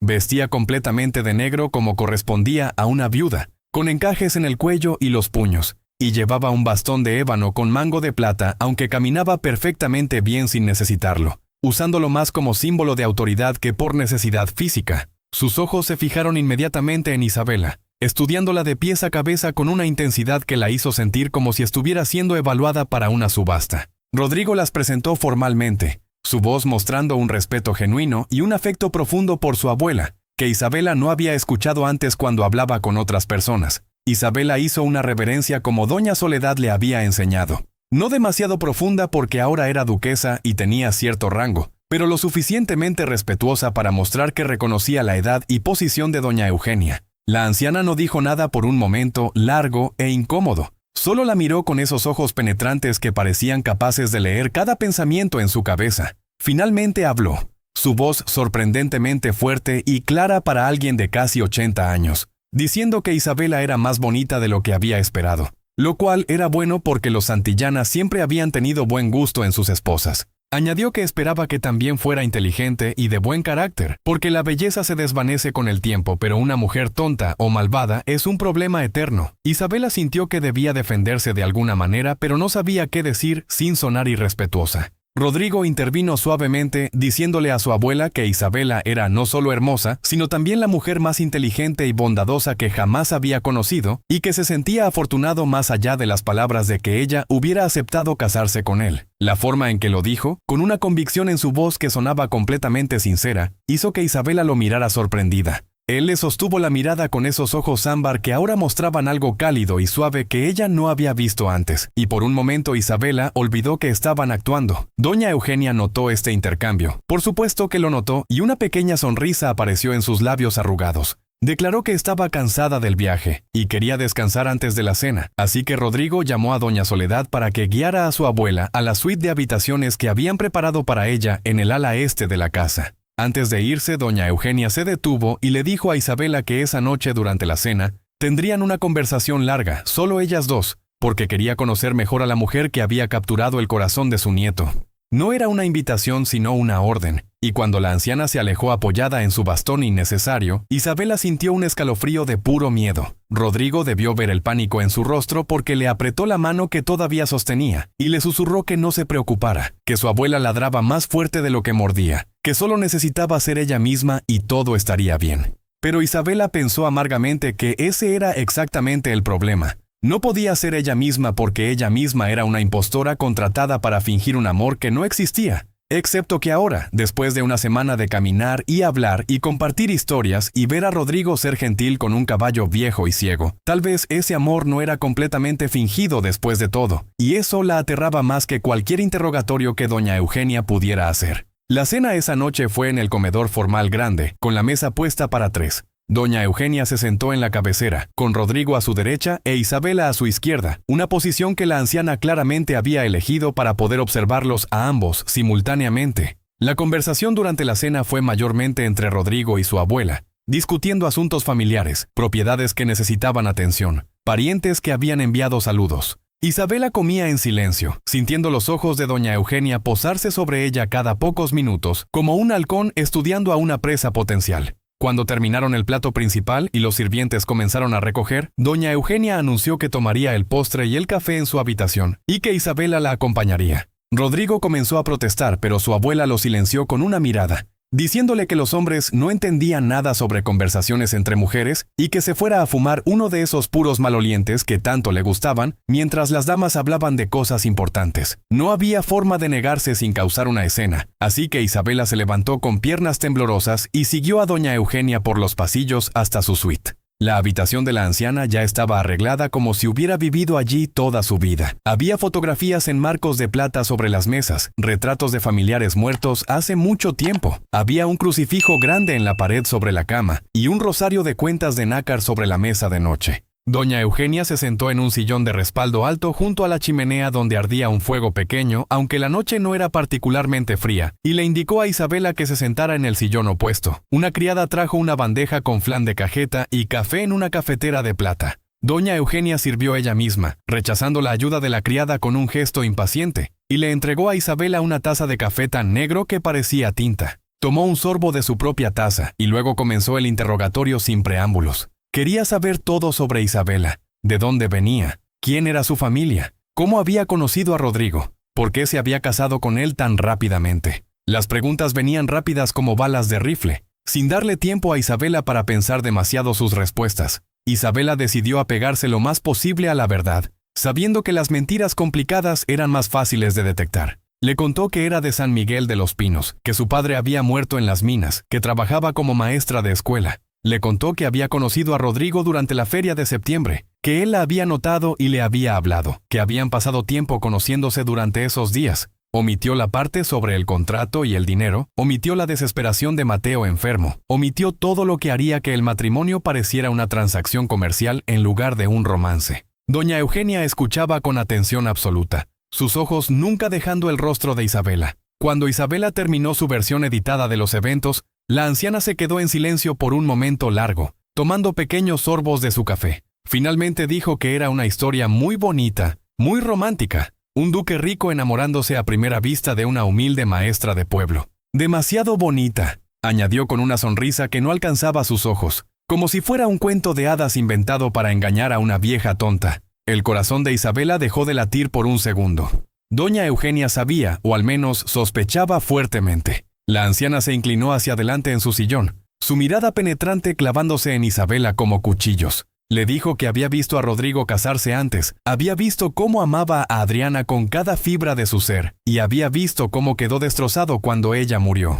Había visto a su nieto convertirse en una cáscara vacía de hombre durante 5 años, rechazando todo intento de hacerlo volver a vivir. Y ahora de repente, conveniente justo antes de que el testamento se ejecutara, aparece casado con una completa desconocida que conoció en una feria de pueblo. Si Isabela esperaba que doña Eugenia se tragara esa historia sin hacer preguntas, entonces claramente la había subestimado. Isabela sintió lágrimas ardiendo en sus ojos, pero se negó a dejarlas caer. Miró directamente a doña Eugenia y le dijo con voz temblorosa pero firme que tenía razón, que la historia sonaba demasiado conveniente, demasiado perfecta. Pero a veces, continuó, las cosas que parecen demasiado buenas para ser verdad, resultan ser reales de todas formas. Le dijo que no esperaba que la anciana creyera en amor a primera vista, porque ella misma no creía en eso, pero que lo que sentía por Rodrigo era real, tan real que le dolía el pecho cuando él entraba en una habitación, tan real que soñaba con él cada noche, aunque dormían en habitaciones separadas como era apropiado antes de que ella llegara. Esta última parte era más verdad de lo que Isabela quería admitir.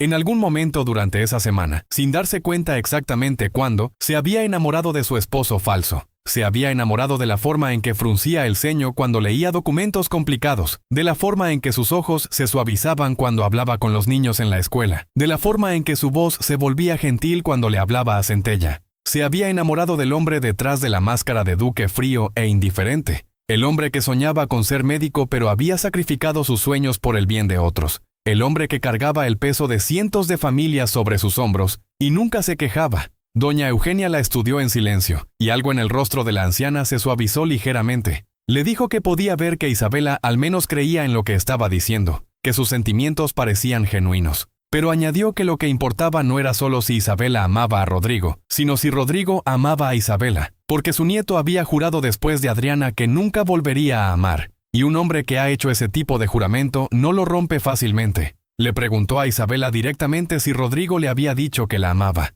Isabela tuvo que admitir que no, que nunca habían hablado de amor explícitamente. Doña Eugenia asintió como si esto confirmara sus sospechas. Le dijo entonces que la observaría durante las próximas semanas, que vigilaría cada interacción entre Rodrigo e Isabela, y que si en algún momento determinaba que este matrimonio era un fraude diseñado para engañarla y cumplir el testamento bajo falsas pretensiones, usaría todo su poder para declararlo inválido y Rodrigo perdería todo. Pero luego, para sorpresa de Isabela, la expresión de doña Eugenia cambió de amenazante a casi maternal. Le dijo que también esperaba estar equivocada, que esperaba que sus sospechas fueran solo paranoia de una mujer vieja, que había visto demasiada traición en su larga vida. Le dijo que quería que Rodrigo fuera feliz, que nada en el mundo le daría más alegría que ver a su nieto finalmente sanar y encontrar amor nuevamente, y que si Isabela resultaba ser la mujer que podía hacer eso, entonces doña Eugenia la bendeciría con todo su corazón y la defendería contra cualquiera que intentara separarlos.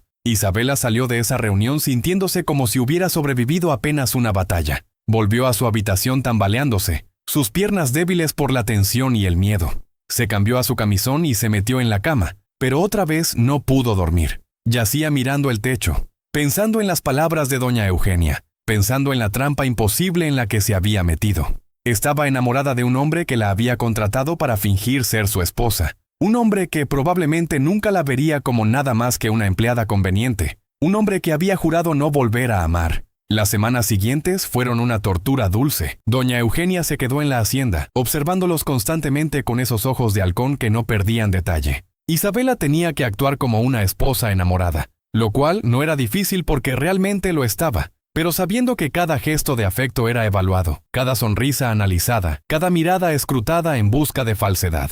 Rodrigo parecía más tenso también, consciente de la vigilancia de su abuela, esforzándose por ser un esposo atento y cariñoso, de formas que iban más allá de lo que habían acordado en su contrato. Comenzó a tomarle la mano cuando caminaban, no solo cuando había testigos, sino todo el tiempo. Comenzó a llamarla cariño o mi amor en lugar de solo Isabela, probando cómo sonaban esas palabras en su lengua. Una noche durante la cena, con doña Eugenia mirando como siempre, Rodrigo le contó una historia graciosa de cuando era niño y se había perdido en el bosque persiguiendo un conejo, y cuando Isabela se rió, él se inclinó y le besó la mejilla con una ternura que la dejó sin aliento. Pero lo que realmente cambió todo fue la noche de la tormenta en octubre. Había sido un día particularmente caluroso y húmedo, con nubes oscuras acumulándose en el horizonte desde la mañana. Para la tarde, el cielo se había vuelto casi negro, y el viento comenzaba a sacudir los árboles violentamente. Doña Eugenia se había retirado temprano a su habitación con uno de sus dolores de cabeza que sufría ocasionalmente, dejando a Rodrigo e Isabela solos durante la cena. Comieron en un silencio que ya no era incómodo, sino casi cómodo,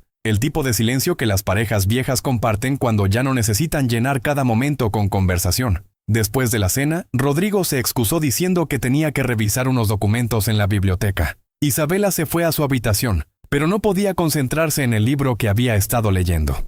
La tormenta finalmente había estallado afuera, la lluvia golpeando las ventanas como piedras, los truenos sacudiendo la casa hasta sus cimientos, los relámpagos iluminando el cielo en destellos cegadores. Cerca de la medianoche, Isabela escuchó un grito que venía de algún lugar de la casa. Se levantó de la cama, su corazón latiendo fuerte, y salió al pasillo en su camisón y bata. Siguió el sonido hasta la biblioteca, donde encontró la puerta entreabierta y una luz tenue de velas parpadeando adentro. Entró y vio a Rodrigo sentado en el piso junto a su escritorio, su espalda apoyada contra la pared, temblando violentamente aunque no hacía frío. Sus ojos estaban abiertos pero vidriosos, como si estuviera viendo algo que no estaba allí, y sudaba profusamente, su camisa empapada pegándose a su piel. Isabela corrió hacia él y se arrodilló a su lado, llamándolo por su nombre, sacudiéndolo suavemente. Él la miró pero parecía no verla realmente, murmurando palabras sin sentido, nombres, Adriana, el bebé, demasiada sangre, llegué tarde, mi culpa. Isabela comprendió que estaba atrapado en una pesadilla despierto, reviviendo la noche terrible cuando había perdido a su esposa y a su hijo. Lo había mencionado doña Soledad semanas atrás, que Rodrigo sufría de pesadillas, pero Isabela nunca lo había presenciado. Sin pensar en lo que significaba, sin pensar en los límites de su contrato o en las reglas sobre no tocarse, Isabela lo abrazó. Lo rodeó con sus brazos y lo apretó contra su pecho, meciéndolo suavemente como habría hecho con un niño asustado. Le susurró que estaba bien, que estaba a salvo, que ella estaba allí con él, que no estaba solo. Siguió hablándole en voz baja y calmada, sin importar que él probablemente no entendiera las palabras, solo dejando que el sonido de su voz lo anclara de vuelta a la realidad. Gradualmente, muy gradualmente, el temblor de Rodrigo disminuyó. Su respiración, que había sido rápida y superficial, comenzó a regularse. Sus ojos perdieron esa mirada vidriosa y comenzaron a enfocarse en ella realmente. La miró como si la viera por primera vez, como si acabara de darse cuenta de que estaba allí abrazándolo. Sus manos, que habían estado apretadas en puños, se relajaron y subieron lentamente para agarrarse a ella, aferrándose a su bata como si fuera un salvavidas en un mar tormentoso. Se quedaron así por lo que pareció horas, pero probablemente fueron solo minutos, abrazados en el piso de la biblioteca mientras la tormenta rugía afuera. Finalmente Rodrigo habló, su voz ronca y quebrada, disculpándose por ella tener que verlo así, por su debilidad. Isabela le dijo que no era debilidad sentir dolor, que no era debilidad cargar con una pérdida tan terrible. Le dijo que era humano, solo humano, y que estaba bien no ser fuerte todo el tiempo. Rodrigo la miró entonces con una expresión que ella nunca olvidaría por el resto de su vida. Era vulnerable y asombrado al mismo tiempo, como si ella acabara de revelarle algún secreto profundo del universo. Le dijo, con voz apenas un susurro, que en 5 años nadie lo había abrazado así, nadie lo había consolado o le había dicho que estaba bien no estar bien. Todos esperaban que él fuera el duque fuerte e imperturbable, el hombre que nunca se quebraba, pero ella lo veía como realmente era, roto y sangrando por dentro, y no lo juzgaba por ello. Isabela sintió lágrimas corriendo por sus mejillas. Le dijo que ella también estaba rota de muchas formas, que también cargaba pérdidas y miedos, y que tal vez las personas rotas se reconocían entre sí, se entendían de formas que las personas enteras nunca podrían. Rodrigo levantó una mano y le limpió las lágrimas con sus dedos, un gesto tan gentil que hizo que el corazón de Isabela se encogiera dolorosamente. Por un momento pensó que la besaría. Vio algo cambiar en sus ojos, vio cómo su mirada bajaba a sus labios, pero entonces él se apartó, poniéndose de pie bruscamente y ayudándola a levantarse también. Le agradeció formalmente por ayudarlo, por su bondad, y le dijo que debería volver a su habitación porque era tarde y no era apropiado que estuvieran solos así. Isabela quiso protestar. Quiso decirle que lo apropiado no importaba cuando 2 personas se cuidaban mutuamente, pero asintió y se fue, sintiendo la pérdida de su calor como un dolor físico. Después de esa noche, algo cambió irreversiblemente entre ellos. Rodrigo la miraba diferente, con una calidez en sus ojos que no había estado allí antes. Buscaba excusas para tocarla, ajustándole un mechón de cabello que había caído sobre su rostro, rozando su mano cuando le pasaba un libro, colocando su mano en su espalda baja cuando caminaban. Isabela vivía para esos toques, cada uno enviando electricidad por su cuerpo, haciéndola desear más aunque sabía que no debía. Doña Eugenia notaba todo esto, por supuesto. Una tarde llamó a Isabela a su habitación y le dijo con una sonrisa pequeña y satisfecha que había estado equivocada en sus sospechas, que era claro que su nieto estaba enamorado de su esposa, solo que era demasiado terco y asustado para admitirlo en voz alta. Le aconsejó a Isabela que fuera paciente con él, que un hombre que ha perdido tanto necesita tiempo para confiar nuevamente que la felicidad no será arrebatada de sus manos. Pero justo cuando las cosas parecían estar mejorando, cuando Isabela comenzaba a creer que quizás, solo quizás, este matrimonio falso podría convertirse en algo real, llegó la noticia que lo destruiría todo. El primo Ernesto apareció en la hacienda sin invitación ni aviso previo, llegando en un carruaje polvoriento con su esposa doña Felicia, una mujer delgada con ojos fríos y una boca que parecía permanentemente fruncida en desaprobación. Y traía con él a un detective, un hombre escuálido llamado Genaro Valdés, que vestía un traje arrugado y tenía mirada de rata. Ernesto exigió ver a doña Eugenia inmediatamente. La anciana los recibió en la sala principal, con Rodrigo e Isabela a su lado. Ernesto era un hombre alto y gordo con mejillas rojas y ojos pequeños que parecían calculadores y crueles. Tenía el mismo apellido Santillana, pero ninguna de la nobleza que Rodrigo llevaba naturalmente. Su esposa Felicia se quedó detrás de él, sus ojos recorriendo la habitación como si estuviera evaluando los muebles para una futura venta. Ernesto comenzó su acusación sin preámbulos ni cortesías. Declaró que el matrimonio de Rodrigo era un fraude, una farsa elaborada para engañar el testamento. Presentó como evidencia documentos que el detective Valdés había obtenido, mostrando que Isabela Morales Rivera había recibido exactamente 10,000 monedas de oro el día después de su boda, una suma imposiblemente grande que depositó inmediatamente para pagar el tratamiento médico de su hermano Mateo en la Ciudad de México. Preguntó retóricamente qué tipo de esposo regala a su nueva esposa exactamente la cantidad de dinero que ella necesitaba desesperadamente justo antes de conocerlo, a menos que fuera un pago por servicios contratados. Isabela sintió como si la hubieran golpeado en el estómago. Miró a Rodrigo y vio su rostro volverse pálido, su mandíbula tensarse. Doña Eugenia se puso de pie temblando, no de debilidad sino de furia, demandando saber si esto era verdad. Rodrigo no respondió inmediatamente, y ese silencio fue peor que cualquier confesión. Ernesto continuó, saboreando su momento de triunfo, explicando que había investigado a Isabela desde el momento en que escuchó sobre el matrimonio repentino. Había descubierto que su hermano estaba gravemente enfermo, que ella había vendido todas sus posesiones para reunir dinero pero que no fue suficiente, y luego mágicamente apareció casada con un duque que le dio exactamente la cantidad que necesitaba. Doña Felicia intervino entonces con voz aguda y desagradable, diciendo que era obvio que esta mujer de pueblo había seducido a Rodrigo o lo había chantajeado de alguna manera, aprovechándose de su desesperación por cumplir el testamento. Acusó a Isabela de ser una cazafortunas sin vergüenza, tal vez incluso algo peor, insinuando con palabras veladas que se había vendido como una prostituta bien pagada. Isabela quiso defenderse, quiso gritar que sí, había aceptado el dinero pero que también había desarrollado sentimientos reales, que amaba a Rodrigo con todo su corazón. Pero las palabras se le atoraron en la garganta porque sabía que no importaba. Los hechos eran los hechos. Había aceptado casarse a cambio de dinero. Había firmado un contrato. Había estado actuando un papel. Aunque en algún momento durante estos 2 meses el papel se había vuelto real. Doña Eugenia se volvió hacia Rodrigo con ojos llenos de lágrimas de traición. Le preguntó directamente si había comprado a esta mujer, si todo había sido un engaño desde el principio. Rodrigo finalmente habló, su voz calmada pero con un filo de acero. Admitió que sí, que había hecho un arreglo con Isabela, que le había ofrecido dinero a cambio de que fingiera ser su esposa durante 6 meses para cumplir con el testamento. Pero insistió en que lo que había comenzado como un contrato de negocios se había transformado en algo real, que sus sentimientos por Isabela eran genuinos y profundos. Ernesto se rió, un sonido desagradable y triunfante. Dijo que era conveniente que Rodrigo ahora afirmara tener sentimientos reales justo cuando había sido descubierto. Exigió que doña Eugenia declarara el matrimonio inválido inmediatamente y que el testamento se ejecutara en su favor como debía haber sido desde el principio. Doña Felicia añadió que ya tenían planes para las propiedades, que había compradores interesados en las tierras, empresas mineras extranjeras dispuestas a pagar fortunas. Doña Eugenia se hundió de vuelta en su silla, de repente luciendo cada uno de sus casi 80 años. Le dijo a Rodrigo que estaba devastada, que nunca pensó que él fuera capaz de tal engaño. Le dio un ultimátum.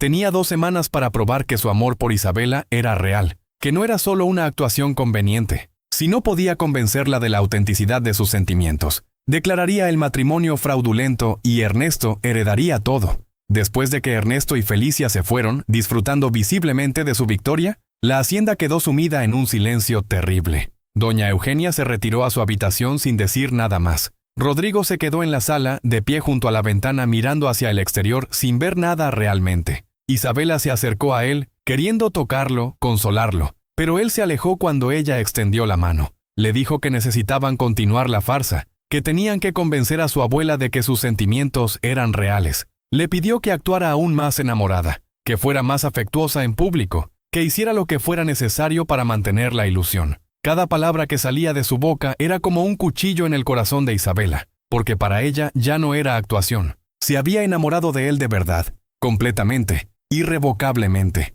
Pero para Rodrigo, aparentemente, todo seguía siendo el mismo contrato de negocios que habían firmado hace 2 meses. Isabela sintió algo romperse dentro de ella. Le dijo con voz temblorosa que no podía hacerlo más, que no podía seguir fingiendo cuando sus sentimientos eran reales. Confesó que lo amaba, que se había enamorado de él durante sus paseos por los jardines, durante sus conversaciones nocturnas sobre libros y sueños, durante la noche en la biblioteca cuando lo había abrazado, y él se había aferrado a ella como si fuera su única ancla en una tormenta. Le dijo que cada vez que él la tocaba, cada vez que la llamaba cariño, cada vez que le sonreía, su corazón se rompía un poco más porque sabía que para él era solo actuación, mientras que para ella era su realidad completa. Rodrigo la miró con una expresión que Isabela no pudo interpretar. Dolor, confusión, algo que podría haber sido esperanza pero que se apagó tan rápido que probablemente lo imaginó. Le dijo que sentía que ella sintiera de esa manera, que nunca había sido su intención causarle dolor, pero añadió que él no podía darle lo que ella quería,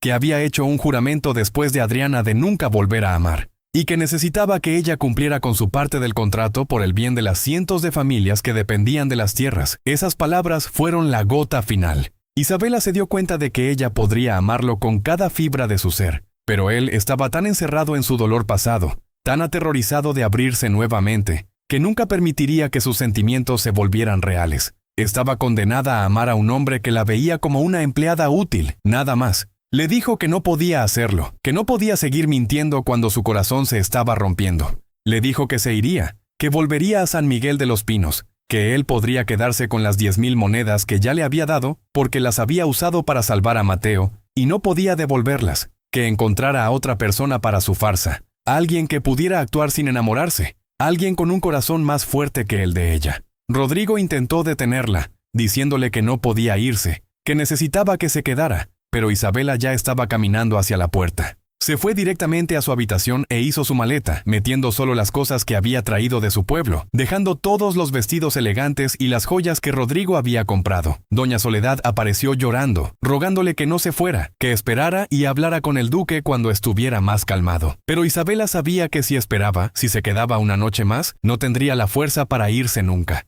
A la mañana siguiente, antes del amanecer, abordó el carruaje que don Esteban había preparado según sus órdenes llorosas. El viejo cochero la miró con tristeza pero no hizo preguntas. Mientras el carruaje comenzaba a moverse, Isabela miró hacia atrás a la hacienda de los cedros blancos, viendo las ventanas iluminadas por las primeras luces del día, preguntándose si Rodrigo estaría despierto, si habría notado que se había ido. Las lágrimas corrían libremente por sus mejillas, pero no hizo nada por detenerlas. Había venido a esta hacienda como una actriz contratada y se iba como una mujer con el corazón completamente destrozado. El viaje de vuelta fue una pesadilla borrosa. Don Esteban la miraba por el espejo de vez en cuando con preocupación, pero no hablaba, respetando su dolor en silencio.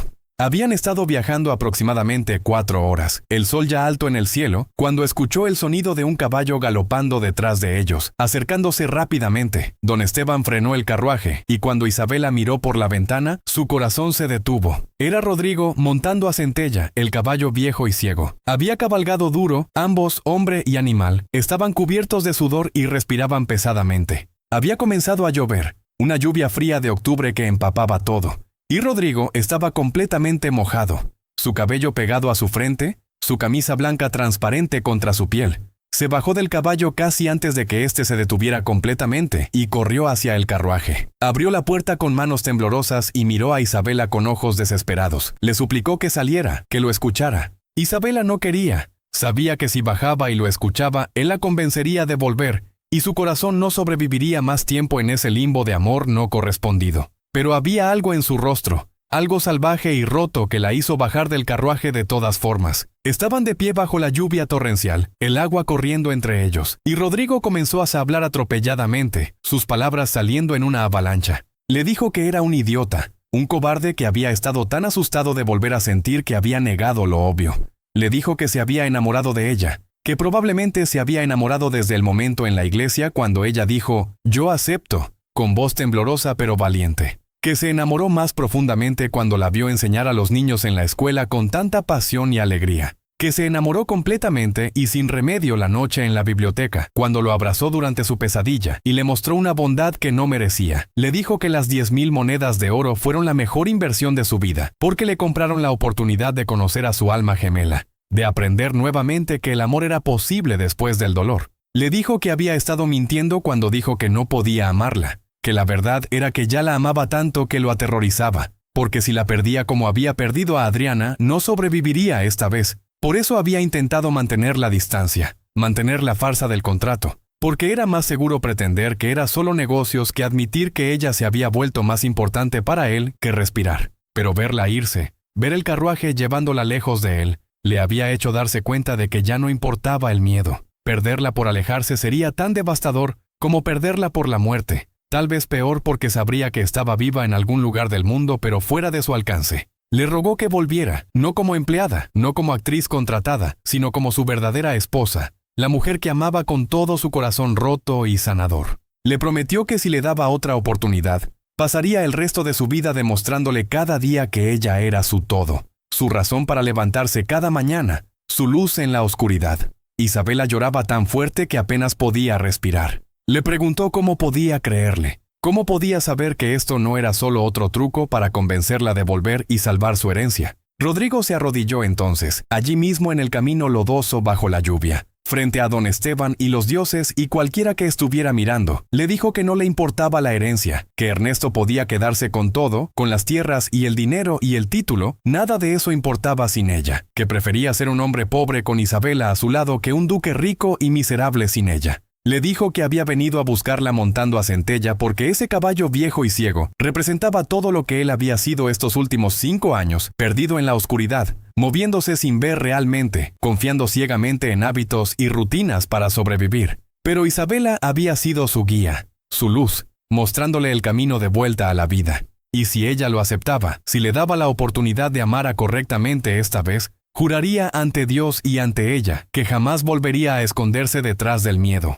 Isabela lo miró arrodillado en el lodo, este hombre orgulloso y noble humillándose completamente por ella, y supo que estaba diciendo la verdad. Podía verlo en sus ojos, ese color ámbar que ahora ardía con emoción pura y sin filtros. Se arrodilló también, sin importarle que su vestido se arruinara, y lo besó bajo la lluvia que lavaba todas las mentiras y contratos y miedos del pasado. Fue su primer beso real, no el beso casto en la frente durante la ceremonia de boda, sino un beso desesperado y apasionado que hablaba de amor ganado a través del dolor y la honestidad. Cuando finalmente se separaron, ambos sin aliento y temblando, Rodrigo le preguntó si volvería con él, si le daría la oportunidad de demostrar que su amor era real. Isabela dijo que sí, que volvería, pero con una condición: no más contratos, no más fechas de expiración, no más fingir, solo amor verdadero y eterno, o nada. Rodrigo aceptó sin dudarlo, sellando la promesa con otro beso mientras don Esteban discretamente se daba vuelta para darles privacidad. Volvieron a la hacienda de los cedros blancos juntos, Isabela en el carruaje y Rodrigo cabalgando a su lado en Centella, el caballo ciego que había llevado a su amo directo a donde necesitaba estar. Cuando llegaron a la hacienda, encontraron a Ernesto y Felicia todavía allí. Habían decidido quedarse para presenciar la caída de Rodrigo. Doña Eugenia estaba en la sala principal, luciendo más vieja y cansada de lo que Isabela la había visto nunca. Pero cuando vio a Rodrigo e Isabela entrar juntos, tomados de la mano, ambos empapados y embarrados pero con rostros radiantes, algo en la expresión de la anciana cambió. Rodrigo y ella enfrentaron a Ernesto juntos, unidos. Rodrigo presentó como evidencia las cartas que Isabela había escrito a su madre cada semana durante los 2 meses que había vivido en la hacienda. Doña Carmen, cuando Ernesto había intentado interrogarla e intimidarla en San Miguel de los Pinos, había llevado todas esas cartas al padre Benito en busca de orientación. El padre Benito, reconociendo que eran evidencia importante, las había enviado a Rodrigo. Las cartas narraban la historia de una mujer que gradualmente se enamoraba de su esposo. Isabela había escrito sobre los paseos por los jardines, sobre las conversaciones durante las cenas, sobre ver a Rodrigo cuidar a Centella con tanta ternura, sobre sentir su corazón abrirse a pesar de sus intentos de mantener distancia emocional. Las cartas eran íntimas y honestas, nunca destinadas a ojos públicos, y por eso mismo eran la prueba más convincente de que los sentimientos de Isabela eran genuinos. El padre Benito había viajado también desde San Miguel de los Pinos, haciendo el largo viaje para testificar en persona. Le dijo a doña Eugenia que había conocido a Isabela desde que era niña, que era incapaz de engaño sostenido, que su bondad y honestidad eran parte fundamental de quién era. Le dijo que había visto crecer el amor entre Rodrigo e Isabela durante los meses que habían estado casados, que aunque el matrimonio había comenzado bajo circunstancias inusuales, se había transformado en algo sagrado y real. Doña Eugenia escuchó todo con atención profunda. Luego se levantó y caminó hasta donde Isabela estaba de pie. La anciana tomó las manos de Isabela entre las suyas y le pidió perdón con lágrimas en los ojos. Le dijo que se había equivocado al dudar, que podía ver ahora que el amor entre ella y Rodrigo era tan real como cualquier amor que jamás hubiera presenciado. Le dijo que la aceptaba como su nieta verdadera del corazón, y que cualquiera que intentara separarlos tendría que enfrentarse a ella primero. Se volvió entonces hacia Ernesto y Felicia con toda la furia de una matriarca defendiendo a su familia. Declaró que estaban desheredados completamente por conspirar contra Rodrigo, por intentar destruir su felicidad por pura codicia. Les ordenó que salieran de la propiedad inmediatamente y que nunca volvieran. Ernesto, furioso al ver su plan desmoronarse, intentó atacar físicamente a Rodrigo, pero don Jacinto Molina y sus guardias lo detuvieron antes de que pudiera dar 2 pasos. Resultó que mientras Ernesto había estado investigando a Isabela, don Pascual había estado investigando a Ernesto. Había descubierto que el primo había falsificado documentos intentando declarar a Rodrigo incompetente mentalmente, planeando usar eso como otra vía para tomar control de la herencia. Había evidencia de fraude y conspiración, crímenes serios que las autoridades de Querétaro estaban muy interesadas en investigar. Ernesto y Felicia fueron arrestados allí mismo, llevados por oficiales que don Pascual había convocado anticipando este momento. Con la amenaza de Ernesto eliminada, Rodrigo e Isabela finalmente fueron libres para vivir su amor abiertamente. La noche de la confrontación, después de que todos los invitados no deseados se habían ido y la casa se había calmado, Rodrigo llevó a Isabela a caminar por los jardines bajo la luna llena. Le dijo que quería hacer las cosas correctamente esta vez, sin contratos ni transacciones. Se arrodilló otra vez, esta vez con un anillo diferente. No la banda simple de oro de su boda falsa, sino un anillo antiguo que había pertenecido a su madre, con un zafiro azul profundo rodeado de pequeños diamantes. Le pidió que se casara con él nuevamente, no por dinero ni herencias ni testamentos, sino porque la amaba y quería pasar el resto de su vida a su lado. Isabela lloró y rió al mismo tiempo, diciéndole que ya estaban casados técnicamente. Él respondió que esa ceremonia había sido una farsa, y que quería una ceremonia real, donde sus votos fueran sinceros y sus promesas verdaderas.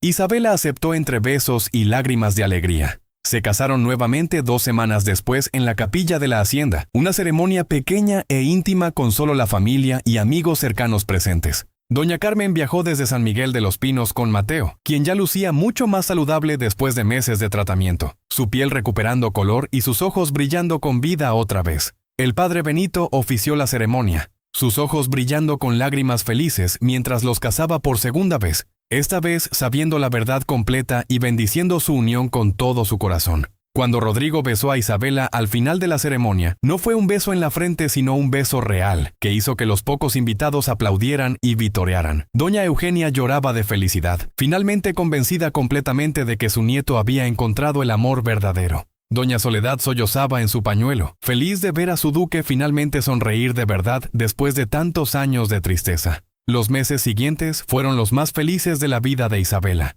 Rodrigo cumplió su promesa de demostrarle su amor cada día. Le trajo flores del jardín cada mañana, le leía poesía por las noches, la hacía reír con historias tontas de su infancia. Transformó una de las salas de la hacienda en un aula más grande y mejor equipada, trayendo maestros adicionales de la ciudad para que Isabela pudiera expandir la escuela y educar a más niños de la región. Le dio recursos ilimitados para comprar libros, materiales de arte, instrumentos musicales, todo lo que pudiera hacer que el aprendizaje fuera más rico y más alegre para los estudiantes. Isabela floreció en este ambiente de amor y apoyo. Comenzó programas de alfabetización para adultos también, enseñando a leer y escribir a los trabajadores mayores que nunca habían tenido la oportunidad de ir a la escuela. Organizó clases de oficios para las mujeres, enseñándoles habilidades que les permitirían ganar su propio dinero.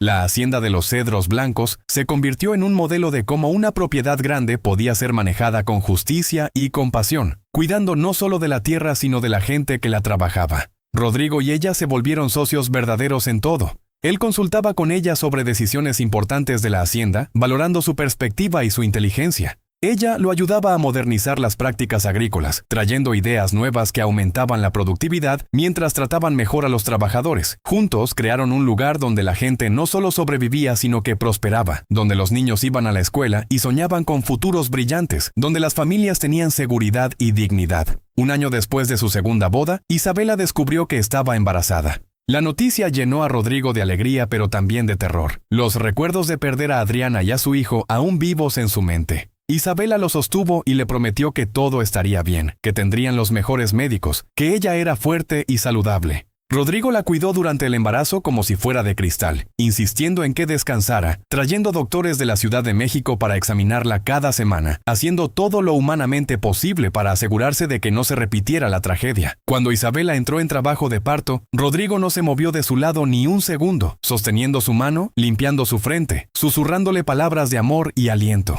Y cuando los bebés nacieron, porque eran mellizos para sorpresa de todos, un niño y una niña perfectos y saludables, Rodrigo lloró de alivio y alegría pura. Cargó a sus hijos con manos temblorosas, maravillado de que algo tan perfecto hubiera salido de su amor. Nombraron a la niña Adriana Carmen, honrando a la primera esposa de Rodrigo que él nunca olvidaría, pero que ya no lo atormentaba con dolor, y a la madre de Isabela que había criado a su hija con tanto amor y sabiduría. Nombraron al niño Mateo Francisco, en honor al hermano de Isabela cuya enfermedad había iniciado toda esta historia, y al santo de la iglesia donde se habían casado la primera vez. Mateo Rivera, ahora de 17 años, estaba estudiando medicina en la Ciudad de México con una beca completa que Rodrigo había arreglado. El joven visitaba la hacienda durante los descansos escolares, contándoles con entusiasmo sobre sus estudios, sobre su sueño de convertirse en doctor y salvar vidas como la suya había sido salvada. A menudo decía que su enfermedad había sido una bendición disfrazada, porque sin ella, Isabela nunca habría conocido a Rodrigo, y toda su familia no estaría viviendo esta vida de felicidad. Doña Carmen vivía con ellos permanentemente en la hacienda, mimando a sus nietos y ayudando a Isabela con los bebés. La relación entre Rodrigo y su suegra era afectuosa y respetuosa, ambos unidos en su amor por Isabela y los niños. Doña Eugenia, ahora de 80 años, se había disculpado personalmente con Isabela muchas veces por haber dudado, y las dos mujeres habían desarrollado un vínculo especial. La anciana visitaba frecuentemente, deleitándose en jugar con sus bisnietos, diciendo que vivir para ver a la familia continuar con tanto amor la hacía sentir que su vida había tenido propósito. Centella, el caballo viejo y ciego, murió pacíficamente durmiendo 2 años después de que Rodrigo e Isabela se enamoraran de verdad. Rodrigo lloró su pérdida como llorarías la muerte de un amigo querido, porque ese caballo había sido el último vínculo con su padre y también el que lo había llevado de vuelta a Isabela cuando más importaba. Lo enterraron en un lugar especial en los terrenos de la hacienda, bajo un cedro blanco enorme, con una lápida que decía Centella, quien guió a su amo a casa aunque no podía ver el camino. 2 años después de su verdadera boda, en la primavera brillante y fragante de 1852, Isabela y Rodrigo se sentaban en el jardín, mirando a sus mellizos jugar en el pasto. Adriana Carmen ya caminaba con pasos tambaleantes, persiguiendo mariposas con gritos de deleite. Mateo Francisco, más tranquilo como su padre, se sentaba examinando una flor con la concentración intensa de un futuro científico. Doña Carmen cosía cerca, cantando una canción de cuna suave. Doña Soledad apareció con una bandeja de limonada fría y pan dulce recién horneado. Rodrigo tomó la mano de Isabela y la besó, un gesto tan natural ahora que ya ni siquiera pensaban en ello. Le dijo que a menudo reflexionaba sobre las 10,000 monedas de oro que le había ofrecido hace 2 años. Le dijo que había sido el precio más bajo que jamás había pagado por un tesoro invaluable, porque esas monedas le habían comprado la oportunidad de conocerla, de enamorarse de ella, de aprender nuevamente que la vida después de la pérdida no solo era posible, sino que podía ser hermosa. Isabela le sonrió y le recordó que técnicamente él nunca le había pagado las 2,000 monedas adicionales que el contrato prometía después de los 6 meses. Rodrigo se rió y dijo que ella podía cobrarlas cuando quisiera, con intereses si así lo deseaba. Isabela respondió que no las quería, que ya tenía todo lo que necesitaba, todo lo que jamás podría desear. Tenía a su hermano vivo y próspero, a su madre feliz y cuidada, a sus hijos sanos y hermosos, una vocación que le daba propósito y alegría, y al hombre que amaba a su lado. Le dijo a Rodrigo que él había estado equivocado sobre una cosa. Las 10,000 monedas no habían comprado un tesoro, habían plantado una semilla, y esa semilla, regada con honestidad y valentía y voluntad de sanar, había florecido en algo que ninguna cantidad de dinero podría comprar jamás. Una familia construida no sobre contratos, sino sobre amor verdadero, un amor que había nacido del dolor y la necesidad, pero que había crecido en felicidad eterna. Rodrigo la miró con esos ojos ámbar que ahora siempre brillaban con calidez y alegría en lugar de dolor. Le dijo que ella tenía razón, que había aprendido que algunos contratos están destinados a romperse, no porque las personas que los firmaron sean deshonestas, sino porque la vida tiene una forma de transformar lo transaccional en lo sagrado, cuando 2 personas rotas deciden sanar juntas. Le dijo que la amaba, no con la desesperación de alguien aferrándose a un salvavidas, sino con la tranquilidad confiada de alguien que finalmente ha llegado a casa después de años perdido en la oscuridad. Isabela le respondió que ella también lo amaba, que lo amaría siempre, en esta vida y en cualquier otra que pudiera venir después. Se besaron mientras sus hijos jugaban cerca y el sol brillaba sobre los bosques de cedros blancos que rodeaban su hogar. Y en ese momento perfecto, Isabela supo con absoluta certeza que todo el dolor del pasado, toda la desesperación que la había llevado a aceptar un contrato de matrimonio falso, había valido la pena por esto, este amor real, esta familia verdadera, esta vida llena de propósito y alegría. Porque a veces, pensó, los finales más felices nacen de los comienzos más desesperados, y los amores más profundos crecen en el espacio entre lo que acordamos hacer y lo que terminamos sintiendo. Y aunque su matrimonio había comenzado con un contrato firmado y dinero intercambiado, se había transformado en algo que ningún documento legal podría capturar. Un compromiso del corazón que duraría no 6 meses, sino toda la eternidad, sellado no con tinta y papel, sino con besos bajo la lluvia y promesas susurradas en la oscuridad, y la certeza compartida de que habían encontrado, contra todas las probabilidades, el amor de sus vidas.